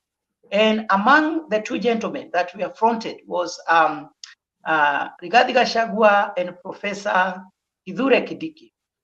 Ruto is the one who made the final decision that I want Gachagua. The reason we should be asking ourselves, why did Ruto prefer Gachagua to Professor Kindiki? One, Gachagua is somebody who can be subordinated. Gachagua, the moment he decides, and there is somebody who is making some noise from his side. I don't know, Gachagua is somebody who can be subordinated, somebody who has no problem with loyalty. He has been tested before when he was supporting Mzee Moi. Gachagua worked for him tirelessly. He has never tried to go against the government in any way. So Gachagua is somebody who can be trusted. Every time he talks about William Ruto. Everywhere he supports him 100%. Can it be said the same to everybody in Mount Kenya? All the leaders that we have, some of them cannot be trusted, that they can be subordinated. To be subordinated, it means you can work under somebody and not threaten the position of that person. It means that you can be told what to do and not feel that you are being belittled. It means you are somebody who can be sent by somebody and you acknowledge that the other person is senior than you. Gachagua knows very well to work under somebody else. And I think that discipline, he got it from when he was a man in the uniform. So I don't want to dwell on that, but that is what I can say about that. Thank you, Mr. Jeff Buru. And again, I want to bring on board Honorable Vincent Machoka. Honorable Vincent, do you think, let me ask you this question. Do you think, as Jeff Buru has said, that Ruto is the only one who made the final decision by choosing Right Honorable Rigathi Gachagua? Do you think that was the best decision for William Ruto to choose Rigathi Gachagua as is a running mate. That was a election that was held in back 2022 August. We cannot remember that. Thank you for that question. We cannot remember when when Ruto was making that decision. I think we've had a lot of stories from the Kimani Ngujiris, from those people who were with Ruto that time. We've had them say that Rigathi is a person who fought for that seat. He felt like he deserved that seat and he fought until the last minute. So when William Ruto was making that decision, there was a lot of considerations that he had to make. Number one, he needed someone who could mobilize for him. He needed someone who could speak to the people of the mountain, who could unite the mountain for the election purposes. That was one thing he needed, because Ruto was someone who was traversing the country to every corner. He needed someone to keep the mountain strong, because that time we were being told that Uhuru ataita sijui watu Sagana awaambie sijui nini. So we needed someone who could be a threat to Uhuru Kenyatta, someone who could speak truth to power, someone who could not fear Uhuru. And that person was only Rigathi Gachagua. Kindiki was a little. Kindiki is a technocrat. I can say that Kindiki is a technocrat and less more. Mr. Vincent, we had Rigathi Gachagua saying that during the reign of former President William Ruto, he was even, mimi nilikuwa pabaya sana. Do you think? Yes. Yes. Rigathi, me, I can tell you, I worked with both. Like during the campaigns, we were very, very close. We could meet for briefings. We could meet for a cup of tea. Sometimes we could be invited to go and do some job for them. We could mobilize people to blog and send a narrative. So I know how Rigathi operates, and I can't say I know exactly how he operates, but I know how he was very instrumental to the campaign of William Ruto, and that way of himself fighting for the space that he feels like he deserves is something that Ruto thinks that Ruto needed that. Ruto needed that person who fights for the space. If you can see how Nyeri almost erupted when they had rumors that the seat might go to Mount Kenya East, that shows that Rigathi had people who could fight for him. So that's one thing that pushed Ruto to also make that difficult decision. And as Jeff Mburu has said, Rigathi Gachagua is that person who is submissive to the boss, and he's submissive to the authorities. And that's what we see every day. He's everywhere defending the president. He's everywhere defending the president. He's everywhere stopping the noise in the mountain. He's everywhere talking about the Mount Kenya unity. That's one thing that Ruto instructed him to do. And that's one thing Rigathi is doing so well, which is making me personally feel like Rigathi is also someone who has demonstrated to be a leader that most of the people didn't expect. Because when he was rising from member of parliament, most of the people didn't think Rigathi Gachagua is going to wear the shoes that Ruto wore in that office of the deputy president. That office, Ruto set the bar too high. The bar was set too high, and I think Rigathi has tried to wear the shoes, and that's one thing I commend him for. So I think the question you asked, Rigathi Gachagua deserved to be in that seat, and he fought for that space. That's one thing I agree with Muru. And the Kikuyus needed a person who could put them together when they needed him. So for now, talking of the Mount Kenya succession is going to be also another story, because Uhuru is also playing his cards low, and Uhuru will use all the resources he has to make sure that Rigathi does not succeed, unless now something common brings them together, especially this Raila Ruto deal. This is the one thing that is going to change and shape at least the politics of the Mount Kenya region. They will sit down and see that, hey, we are going to be sidelined if we keep working apart. Let's come together and try and show the people that we have the numbers that we used to have before. Because I think 2022, the Mount Kenya division made most of the people start fearing, like, is the division of the mountain coming? And if the division of the mountain is coming, William Ruto is not going to bank all his trust with the mountain. He must look for friends outside the mountain. But if this Raila Ruto union is going to be a reason why the Mount Kenya come together, it will have to force the president to declare to support one of their candidates after his second term, because he'll have now to promise the Mount Kenya that once I'm going to retire, I need to give you someone who is going to continue my legacy. That's how now I think the Mount Kenya is going to unite, so that they bargain for now the next powerful seat, and for them to also bargain for that powerful seat, they have to keep the friendship with the Kalenjins. How are they going to do that? They must support William Ruto in 2022, because they need Kalenjins in the future. Right now, the Kalenjins might need the Kikuyus less, but the Kikuyus will respond to some issues being raised, some fears. I'm not going anywhere. I cannot hear that. Yes, so that is Mzalendo. That is Mzalendo. I think he has a video that played accidentally. So you can continue. Okay, so as I was saying, the Kalenjin, if you can calculate if you are calculative in politics, you can see that the Kikuyus right now will need the Kalenjins more than the other way around, because right now Ruto is the president. The Kalenjins will have their numbers fully, 99% to Ruto. The Kikuyus will have to back Ruto for them to get backed again in 2032 or in 2037 or in 2042, because if they betray the Kalenjins in 2027, the Kalenjins are going to unite again with the Luos, and we will see the 2007 re-happening again. So I think the Kikuyus are going to be a very a great determinant also in the 2027 election, because they'll have to calculate smartly so that they don't make a blunder that was made in 2002. The 2002 blunder that isolated 2005 that isolated the Kalenjins from the equation. So I think going forward, I feel like the Kikuyus will have to look for something that will unify them. As Jeff has said, that the Kikuyus have their way of doing things, and I think one way of doing things is going to create an enemy so that they can unite against that enemy.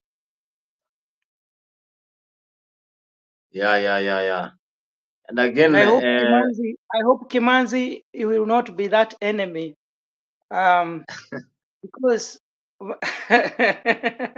minus Raila Odinga now. Okay, I don't want to say that it's a must we unite or we create an enemy, but what Vincent said is very true. That in politics, sometimes it is easier to attack somebody or to have somebody who is perceived as the common enemy. But Raila Odinga was not actually the reason why people were was not created like a common enemy himself. The way he was phrasing his statements previously, before they joined with Uhuru, sorry, it was making the people of Mount Kenya be afraid of his presidency. Actually, that's what I wanted to say. And that is why now he was perceived as an enemy of the mountain. I hope that Kalonzo Musyoka, if he picks the mantle from Raila Odinga, there are kind of politics he will refrain from. The profiling kind of politics, that the Kikuyus are like this. The Kikuyus have ruled before. They don't deserve this. Or like what Moi did. Moi, for him to be able to control the nation, he was deliberately making some decisions that were perceived in the central as being oppressive.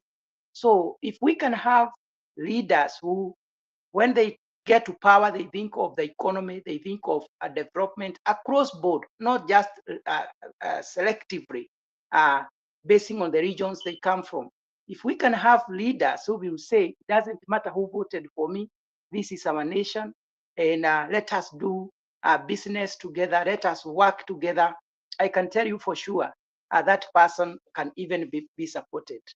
And yeah, I didn't want to interject. What I wanted to say is that I'm going to work, but I'll still be listening. When I get some few minutes, I'll be joining and make my contribution. Yeah, thank you so much, Mr. Jeff Buru, and we appreciate for your time that you have taken so that you can venture in and listen to what we are sharing here. And we want to bring on board Mr. Emmanuel. Mr. Emmanuel, that is Zando Komondi. You have heard what Jeff Buru has said and the Honorable Vincent Machoka has said. Do you agree? First of all, let me ask a question. Is this Emmanuel Zadok, the Zadok that I know, or is another Zadok from some... Yeah, this is Zadok, Zadok Omondi.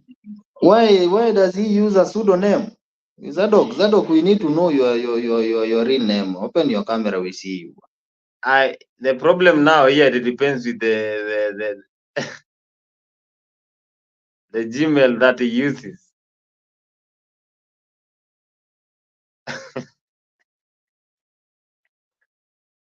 Now this is Mr. Zadok Omondi. Do you agree with what Jeff Buru has said and Honorable Vincent Machoka?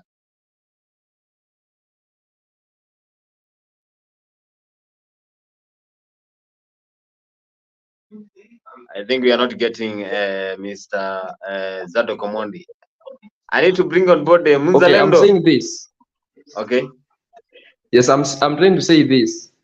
According to what is happening right now, Raila going to the AU and living back as no successor shows a lot. I don't think can Ruto bring all Kikus and Luos in one box. Remember, in Kenya, we have got political wrangles between two tribes. That is the Luos and that is the Kikuyus. And if Ruto can bring the Luos and the Kikuyus together in one box, then I think Kenya will be a one-party state, because Ruto will be having no competition. Who will compete Ruto if you have all the Kikuyus and all the Luos inside this box? It means Kikuyus, Kalenjins, Luyas will be under one box and Kambas will be alone. It means Ruto will be having no competition. Yeah, that's my take in what Vincent was trying to say. No, brother, let me clarify something there. You know, in politics, sometimes we don't have to compete. We don't have to compete. We don't have to create competition for work to be done. Right now, as Mzalendo said, that William Ruto is going to be remembered as one of the greatest presidents. And if he manages to bring the Kikuyus and the Luos together, that's a plus. And I think that's a plus to us as Kenyans, because these fights that we've had over the centuries, that this tribe is fighting with this tribe, this tribe is voting against this person because they hate their tribe, that thing is going to end, and we are going to start the politics of the United States. We elect someone based on how much he's going to do to the people, what he's promising in his manifesto to do to the people. So I think this is going to be something that we all should celebrate. We should start thinking of having 2 strong parties or 3 strong parties that will be shaping the politics of this country. So that we all know that if you are supporting UDA, you are supporting the following agendas. The agendas of the UDA are these and these. The agendas of the ODM are these and these. That's one thing I look forward to seeing, so that when we, the young people, as we are growing to run for these positions of office, we find ourselves aligning to the party that will serve the interests that you personally have. The same way you see the Republican Party of the American and the Democratic Party. Those 2 parties have different ideals, and the people align themselves to the parties due to the interest that they feel like this party serves my interests well. So I think if we are to bring the Kikuyus, the Luos, and those tribes that you mentioned together, we are going to have a changed Kenya forever. We are not going to have violence in any polling station. We are not going to have problems during elections. We are not going to have those problems we have had in the past, that we have to go to the Supreme Court immediately after the election.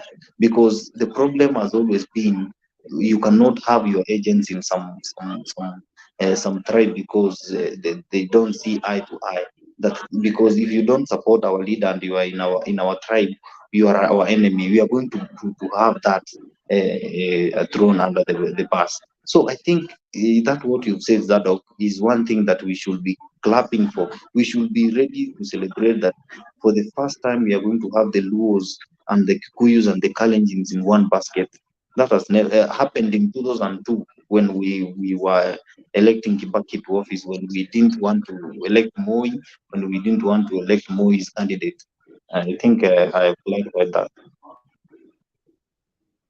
Well, thank you so much for the clarification. Can I just say one thing, just 1 minute? Yeah. On the issue of succession of Raila Odinga, I just want to put my voice that I think, and this will happen, Raila Odinga must have his candidate in 2027. I don't see Raila Odinga supporting the presidency of William Ruto. But that candidate will not be the people that we're expecting. That candidate will be somebody from the Jaramogi's family. You prove me wrong. That candidate will not be Kalonzo Musyoka. That candidate will not be those people you think they will be the ones. So when you hear Oburu Odinga saying they don't have any date for Kalonzo Musyoka and all that, that now, and I have been talking about this for a long time, Raila Odinga has built his political base for over 50 years. I don't see him relinquishing the position to outsiders. That position, the person he will front will either be his own child or somebody from the Odinga's family. Very soon you're going to see what it will happen. That is in the event that he will not be in the ballot. Because remember, there is a possibility he can go to the AU, and when it is near the general election, he can decide to resign and come and be a candidate. So everything is possible. But in case he will not be in the ballot, very soon, Raila Odinga will start to groom somebody from the Jaramogi family. That is what I believe.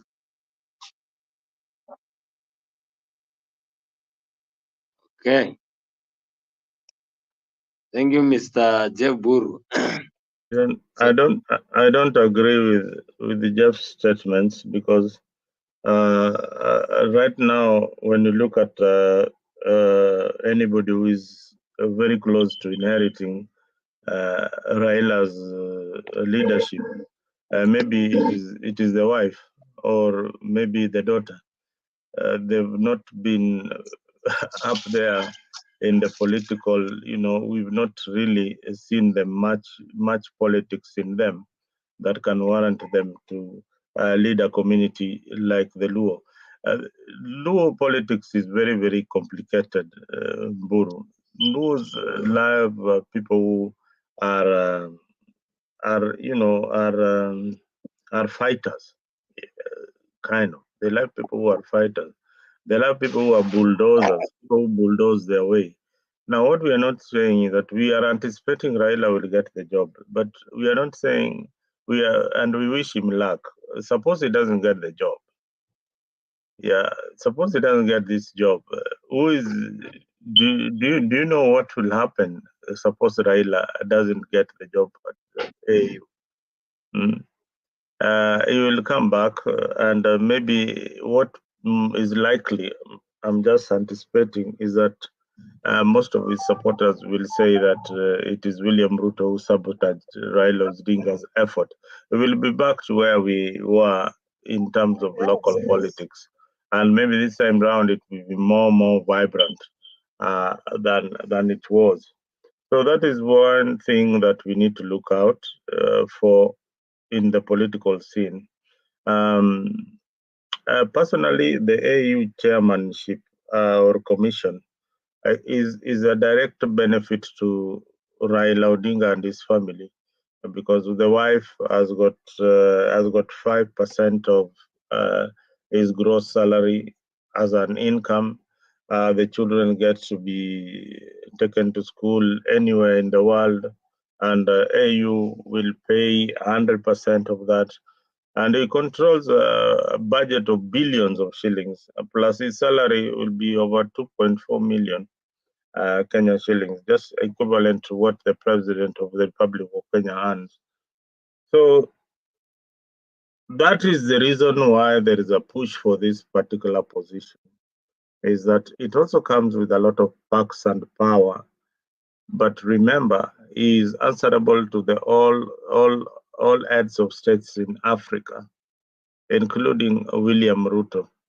So the job is being given to control the budget of AU and to hold meetings to represent the AU in different fronts in Europe and in America. That is a big role, but it also comes with very good package, good package that any Kenyan out there can be interested in pursuing that position. How I wish we could have two candidates from Kenya or battling it out. My candidate of choice would be PLO Lumumba for that particular position, and not Raila Odinga. I think Raila Odinga is very political. PLO Lumumba represents a sober mind and somebody who can represent Kenya at the global stage. And he has been doing a lot of shuttle diplomacy across Africa. So PLO would have been the best candidate. But see, we are also very tribal, very political.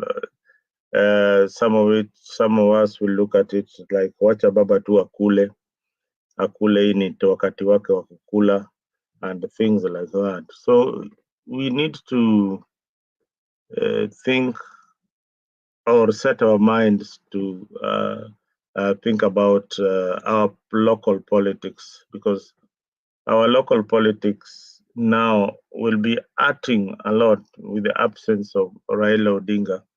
And one thing I wanted to ask this young gentleman out here is that I believe, Mr. Mutua, that you have a particular candidate of your choice.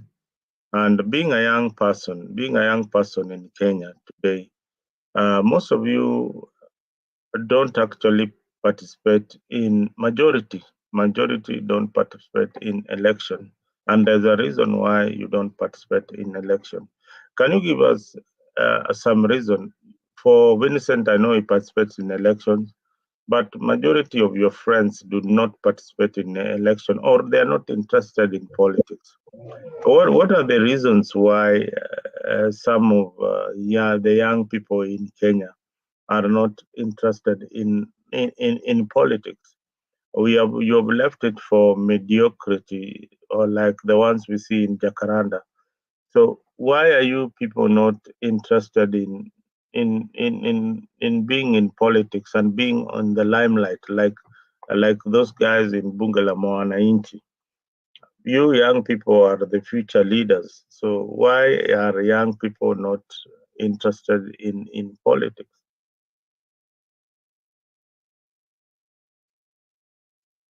Vincent, if you can go first, or Emmanuel, any.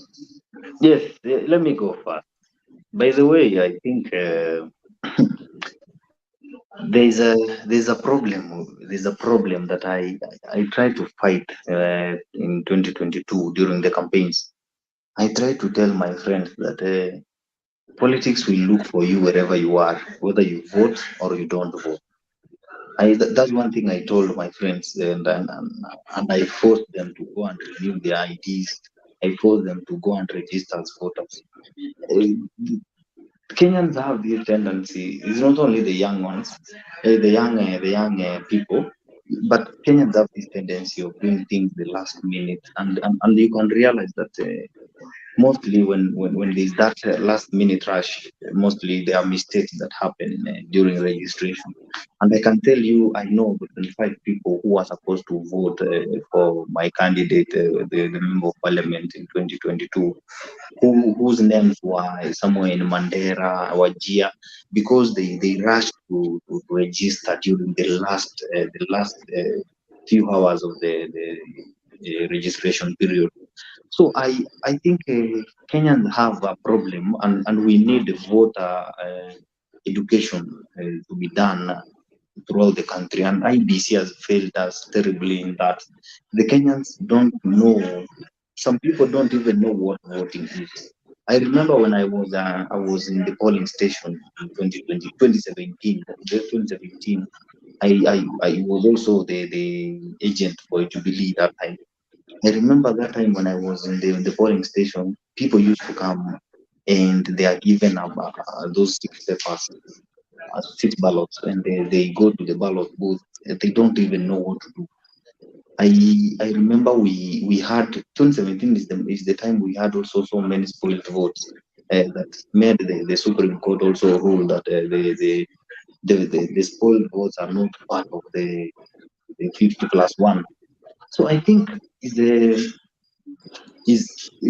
need voter education first of all to bring the youths into the voting block.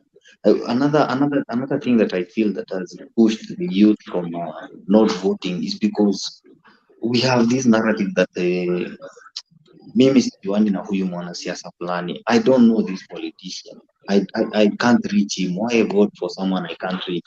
They need most of our young people want connection, want direct connection to the leaders for them to elect them. And I think that thing, we can't all be friends with the politicians. We can't all know the politicians. So I think that's one thing that has pushed people away from that. Another one that has, I think, which I feel is a problem, is during the election day, most of the people are given wanadanganywa. Let me use that word. Wanadanganywa. They go and drink alcohol, and most of them sleep throughout the day. Most of them are lied to, wananyanganywa IDs. That's a political tool, and I think the competitors, the leaders competing usually play a very big role in that. I remember last 2022 when I was going around 2 days before elections, because campaigns are supposed to end 2 days before elections. I found so many people telling me that Vini, wewe ni mtu wa Ruto and wewe ni mtu wa Zaire, tununulie kitu. So I had to use money, buy changa, buy everything they wanted. I remember I bought busa, 20 liters of busa and 10 liters of changa. I spent around 3,500 for that. So those people drank that changa, and I remember most of the people were found drunk in the morning in the trenches all over the place because of that alcohol. Such kind of a person cannot even remember where the ID went. That person cannot even remember to go to the ballot to vote, because they are going to sleep and forget. The day will end at 5 p.m. and you will find that they did not vote, and they will lie to you that they voted. So I think, especially in Luo Nyanza, there's a problem like that. There's a problem during registration, and there's a problem during voting, because those 2 times are when there are no numbers in the Luo Nyanza. But when we are doing census, we realize that the Luos are very, very many, and the population is sufficient to even make Raila get 50% of the votes from Luo Nyanza. But when it comes to elections, election day, the Luos don't even come out to vote, because most of them pia wako na ile tabia ya kusema ati hii baba saa sinda. Like I know Zadok knows that there's that overconfidence that Raila has already won this thing. We don't need to even go there to reaffirm this thing. Especially that narrative that was there in 2022, that we have the system now. We have the system on our side. We don't even need to vote, because it's the vote does not count. And I think last time I was with Mzalendo, and I told you how UDA was organized, how we won the election. We took advantages of such kind of the mistakes that Azimio made, of believing in the system that was not there. They believed in some magic, but we believed in the numbers, and we went to the ground and looked for the numbers, and we made sure that those numbers were counted. I think if the laws can also do the same and copy what we did, we are going to have elections that are going to be fully represented. Everybody's going to come out to vote because they believe now that the system is clean. And I think one thing I will advise, and I will say, if Raila could listen to us, if he is going to the AU, let him make sure that they form and they reform the IEBC so that we can build trust in the youth. We can build trust in those people who don't vote. I think that way we are going to make even the middle class people come out to vote in 2027. And I can tell you that majority of the people who doesn't vote is not even the youth, is the middle class, those people who are employed in positions that they have a salary in Nairobi. So some people are working in Nairobi, have a salary. They don't even see need for government because they cannot leave their jobs and come home to vote. So I think we need voter education and we need reforms at the IBC. We need to reaffirm trust to the people. If you vote, your vote will count. Like in jurisdictions like America, where once you use your electronic vote, your vote is counted immediately. It's not waiting until the 15th of August for it to be counted and the winner declared. Thank you. Thank you, Boniface. Thank you, Vincent, for that statement. I think Kimanzi has stepped out. I have got maybe just under 2 minutes to wind up this particular show. You've done 4 hours, and I think people are super tired. Yesterday we did another show for quite the longest time. So today I think we are just going to wind up in a few. I will give Mburu just under 2 minutes, Mburu, so that we wind up this particular edition. And I can see you are really enjoying the drive. Today is sunny in Missouri. Yes, today, here in Missouri, we just came from the snow, from very cold weather. So we are really enjoying. Oh, you're approaching summer, eh? Yeah, Missouri is normally very cold. Yeah, I can see. I mean, I'm surprised to see some sun in Missouri because that is a very, very cold place. Yeah. So in my final remarks, let us continue watching the politics of Kenya as they unveil. I wish Raila Odinga well as he goes for the AU position. And also, I know if there is somebody who is confused, he doesn't know where he will be, is Uhuru Kenyatta. Because Uhuru was banking on the popularity and the political base of Baba to remain relevant. But without Baba in politics, even for him, I know he will not be very active, because he was very active, and even the courage he was having is because he knew very well that Raila Odinga had good number of votes. So it was Raila who was making him strong politically, and he was waiting for Odinga to be in the ballot so that they can disorganize William's government. And for him, he had hope that one day he would come back in the position of power, because I strongly believe that the BBI was all about making Uhuru Kenyatta the Prime Minister of Kenya. And that is why when he heard that Baba is going to the AU, even now he has not come out strongly to support that. He has not come out strongly to show the support to Odinga. He knows karata yake imefika mwisho. So don't think he is so happy with William Ruto and Odinga being very close. If there is somebody who feels disorganized and confused, is Uhuru Kenyatta. Actually, he was trying to support or to request Kikwete to contest, so that Raila would take the position. Because if Raila is not in Kenya, or if Raila will not get the position, then they will continue with their politics as they had planned before. And the plan was they remain solidly together because they had a chance of putting off William Ruto in 2022. 27. But that will not happen if Raila goes to AU, because even if he comes back, he will not have enough time for campaigns, and William Ruto will have an easy time.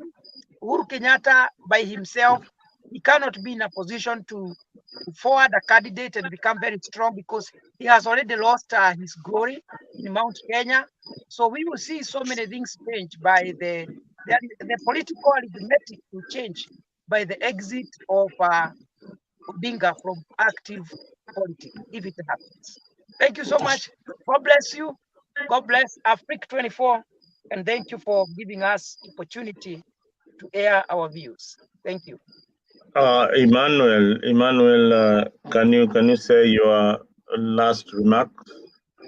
Okay, let me begin by saying this. Due to the Raila is going to be the president, or is going to an upper hand in politics, that is being the president of AU. There were other people that were behind him, that is in the opposition, that is Kalonzo Musyoka, Martha Karua. And the immediate person in this category is Kalonzo Musyoka. If Kalonzo Musyoka is very serious that he wants to be the president of Kenya, let him walk, let him go around the country and convince the people that he is no longer watermelon again. He won't change again. He will give us a correct direction, and he will be having his great stand to direct us and to give us the way. Yeah, let him convince us that he's the best, and we'll see what to do. Without him doing that way, let him be rest assured that William Ruto will still be the president of Kenya for another 5 years. Thank you. Anyway, thank you for the show. I really loved it. All right, thank you, Emmanuel. Vincent, your last remark before I answer Emmanuel. Yeah, thank you very much, You have 2 minutes. for giving us this opportunity to engage and to inform the public. And I like this platform because you give us sufficient time to try and deliberate and educate our people. And I hope we will get more traffic, and we will get more people to watch us. We will drag so many people into these shows so that we get the information out there. I think as I'm getting into this program every day, I am learning and I'm getting confident enough to debate and to be a panelist. And I hope in the future, as Africa is growing, we are going to be something that will be a tool that will be spreading the gospel that will get the people out of their houses to go and vote for a leader. We so that we stop voting the people like I watched something today, Sakaja being questioned by the Senate.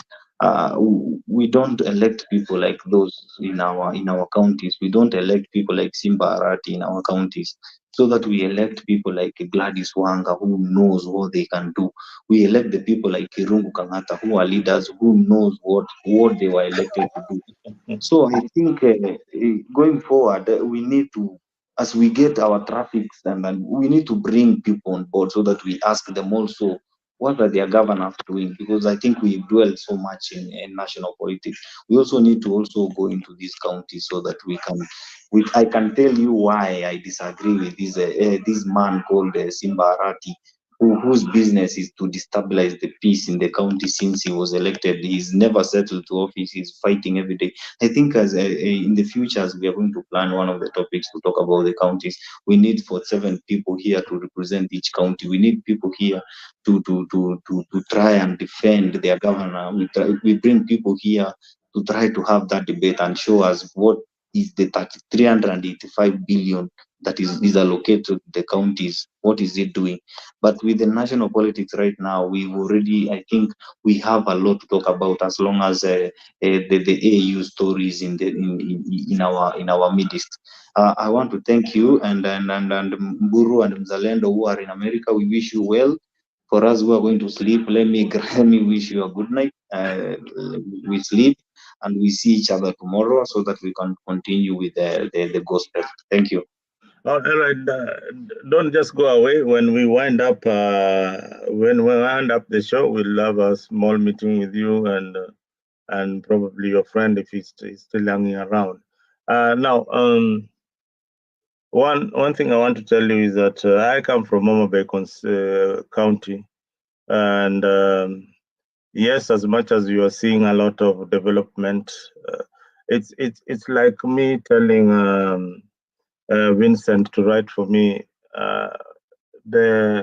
a composition about Kisii County, and you write a very, very good composition about Kisii County, but that composition is only good to read, yeah, and that is it. So what you're seeing in Homa Bay is a composition that is good to read, and there is nothing much happening in the ground. I can tell you for free that that conference wasted a lot of taxpayers' money. It is something that should have been done in the boardroom with a very, very few individuals, and to open up Homa Bay. It is you could, I believe, when the Auditor General will come to Homa Bay, you will see that conference alone might have taken 1 billion to organize, but the output of that conference is the most important. Yesterday, I had people from Homa Bay on this particular forum telling us we had somebody who was having a very good product. He's the only one who has created that particular product in the whole of Kenya, and he wanted to exhibit that product at that particular conference. The charges were so much he couldn't afford, and just like you, if you wanted to exhibit something or you had an innovation to exhibit in that particular conference, you could not afford to pay the fee that they were charging to be in that conference. We want Gladys Wanga is good in marketing, and the PR was very, very good. But we need now things which are practical. We need to see those industry. We need to see the sunflower industry. We need to see the fishery industry. We don't want to see a lot of our taxes. And if we even go back to why he had to do that, were we consulted as the residents of Homa Bay? Because there should have been public participation to do such a big conference. Was the public involved in that kind of conference? Was the procurement done in the right manner? We need to ask the right questions, because this is our taxes. Some of it are being wasted by these governors. You saw the auditor report that devolution has wasted billions, despite the small baby steps that you're seeing in your counties. A lot has gone to waste. A lot of money has gone to waste in the name of devolution. And I don't know who told of these people that when they have a conference like that is development. I just don't know. Serious people would have a meeting on a Zoom meeting with investors, and the next thing you'll see the groundbreaking of a serious factory, just with a Zoom meeting. When you need just to have a Zoom meeting, why do you have to have a big conference, call the president to launch a bit of nothing? Yeah. Yeah, so there's a lot of taxpayers' money that went to Homa Bay, including the president and his entourage going to Homa Bay to just be part of the occasion, to grace the occasion. That's a bit of nonsense. That should not happen to our taxes. So our taxes are very, very important. Those who are safeguarding our taxes, we need to talk about it, because somebody cannot just wake up and have this big conference without involving the residents of Homa Bay. It is a good idea, but not well executed, only executed for the camera. And that's why you saw Citizen having their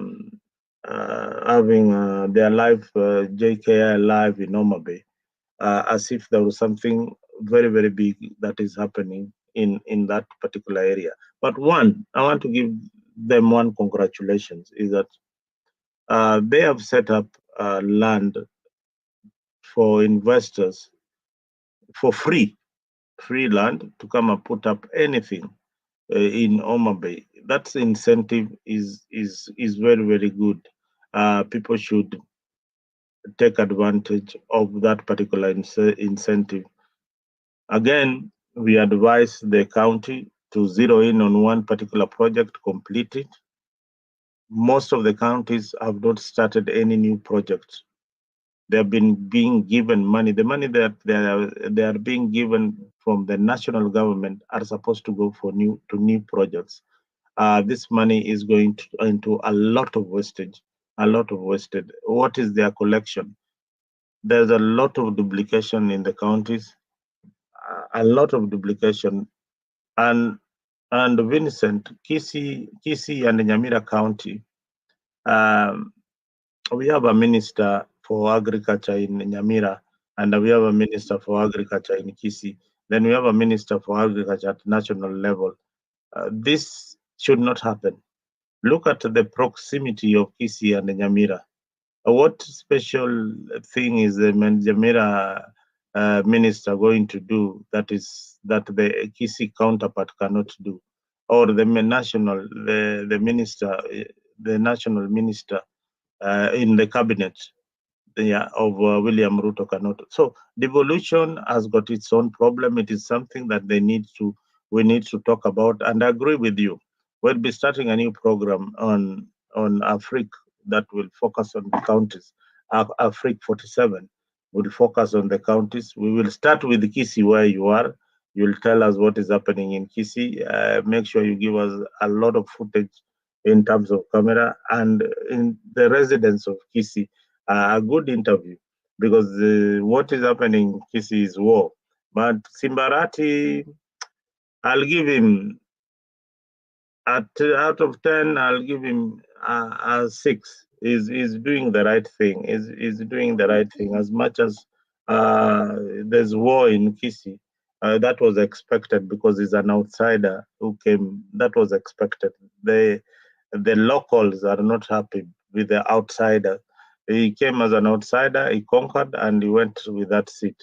So Osoro will not be happy with that. He's also a young man who is also has ambition on that particular seat. So yeah, he's keeping Simbarati on check, but we should not fight or kill each other because of politics. You have just seen Raila and Ruto greeting each other. And to my little brother, Emmanuel, I want to tell you one thing. You need to look at politics at another level. This issue of now backstabbing Kalonzo and saying, Kalonzo is not good enough. So if you didn't have Kalonzo in the last election, how many votes do you think Baba would have garnered? Absolutely zero. I mean, absolutely, you would have got something, but there would be nothing from Cumberland. Kalonzo, give him the respect that he deserves. He has been able, as a leader, he has been able to consolidate the Kamba vote, the Wiper. Wiper people, I find them more coordinated than the Nyanza counterpart. Their leaders are more organized. They are not very vocal, but they make decisions that help their people directly. So that credit goes to Kalonzo. He has been able to organize his house, and they work as a community. That has not happened in most of Baba's strongholds. So kudos to Kalonzo. Yeah, kudos to Kalonzo. Hii mambo ya siasa ya ubabe hiyo tuliwacha. Sasa hii ni siasa inapigwa kidijitali, Vincent, kama vile ulisema. Siasa inapigwa kidijitali. You use data analysis of the development and you bring development to your people. I want to thank guys who have been on the comment session. Hey, Section. Yeah, section. Section. Okay, I want to thank Pen Yagaka. Oh, Pen Yagaka was here. Oh my God, Pen, we miss you so much. I don't know what happened to you. You no longer come to Africa. We need you back in Africa. This is your home. This is where we discuss the matters as we predicted. So please come back and we share and talk about our country. Yegon, asante sana, you never miss. We need you also as part of this panelist. Ramnus Yegon, again, I reckon my body is on that Azimio network. It's pretty shabby. Always dropping out and playing picky, ponky, pick and boo with a signal. Okay. We'll follow up that. Finally, Ngilu amefufuka. Yeah, I saw Ngilu for the first time. He's still asking for Baba to give them direction. I think those people are too old. They need to go home and just relax and watch the young people like Vincent taking over. Larry Moore, you all have been tricked and you fell flat. Let me put it. You all have been tricked and you fell flat for it. If Ruto has been sued and the channels of corruption leaked by Museveni, you think they happily convened and sorted all that chaos in one day? No, I think it was a meeting of convenience. Baba and Museveni have never seen eye to eye. It was William Ruto that brought them together and not the other way around, as alluded by many other Azimio outlets. Another thing. Secondly, this is looking like a pattern where Raila seems to be doing things out of character and norm. Do you imagine the Jungus have zero to do with this strange happening? Yes, Larry, you are so right.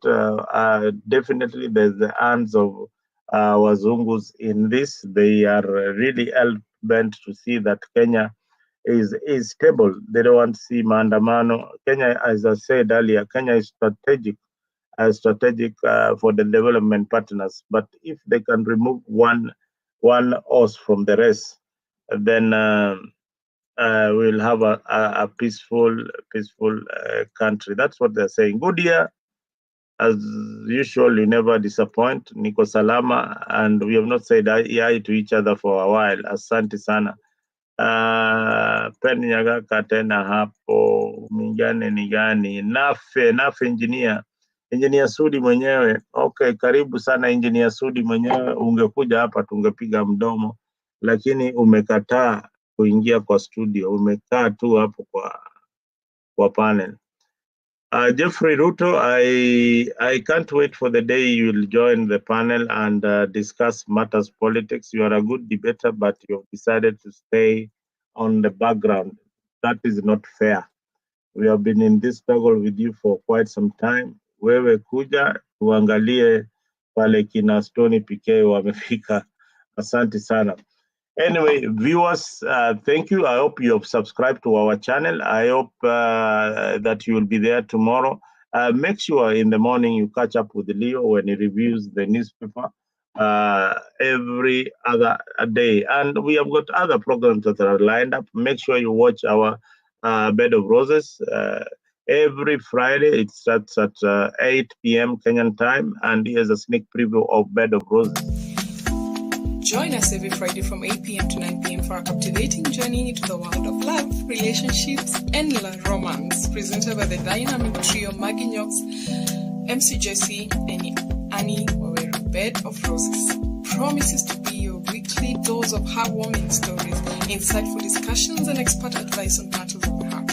Whether you're single, in a relationship, or simply love a good love story, this is the show for you. Don't miss out on the chance to unwind and indulge in the joys and challenges of love, all brought to you by our talented hosts. Tune into Africa 24 every Friday from 8 p.m. to 9 p.m. and let us guide you through the enchanting world of Bed of Roses. Subscribe now and mark your calendars. You don't want to miss this. See you there.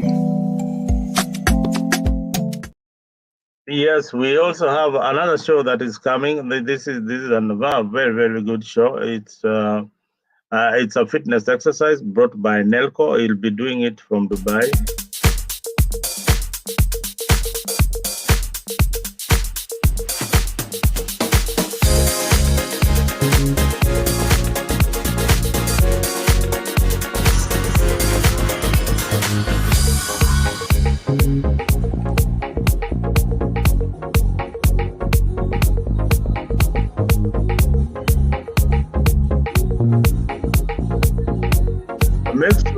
Yeah, for sure. Every other day when this show starts.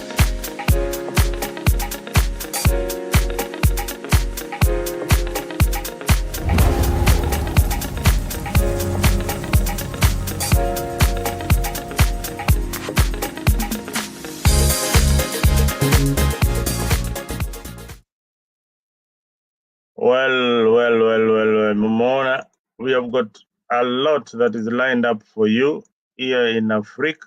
Make sure you are tuned to Africa 24. We have got so much that is coming. Zingine tumewaachia tu kidogo kama Dr. Shamba, which is also coming on this particular channel. So please just tune on. Make sure you subscribe to Africa. And on Friday wale wanapendana mapenzi, mambo ya mapenzi itakuwa imeshika moto hapa Friday kuanzia saa 2 usiku Kenyan time.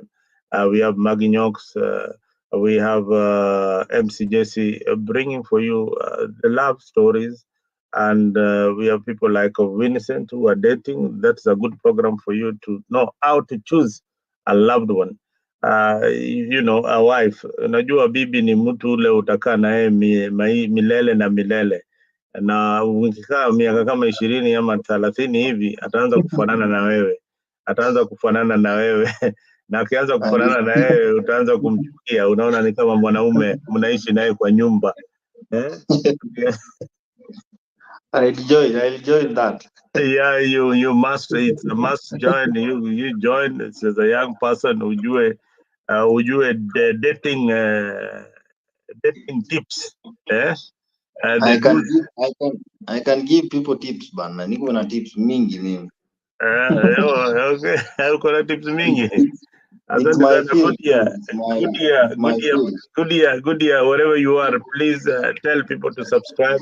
Share the link with your friends, especially that one for Africa, and share your number also, so that we can talk to you directly and be part of us. You've been our family, and we need to know who you are, where you are, although you want to keep your identity private.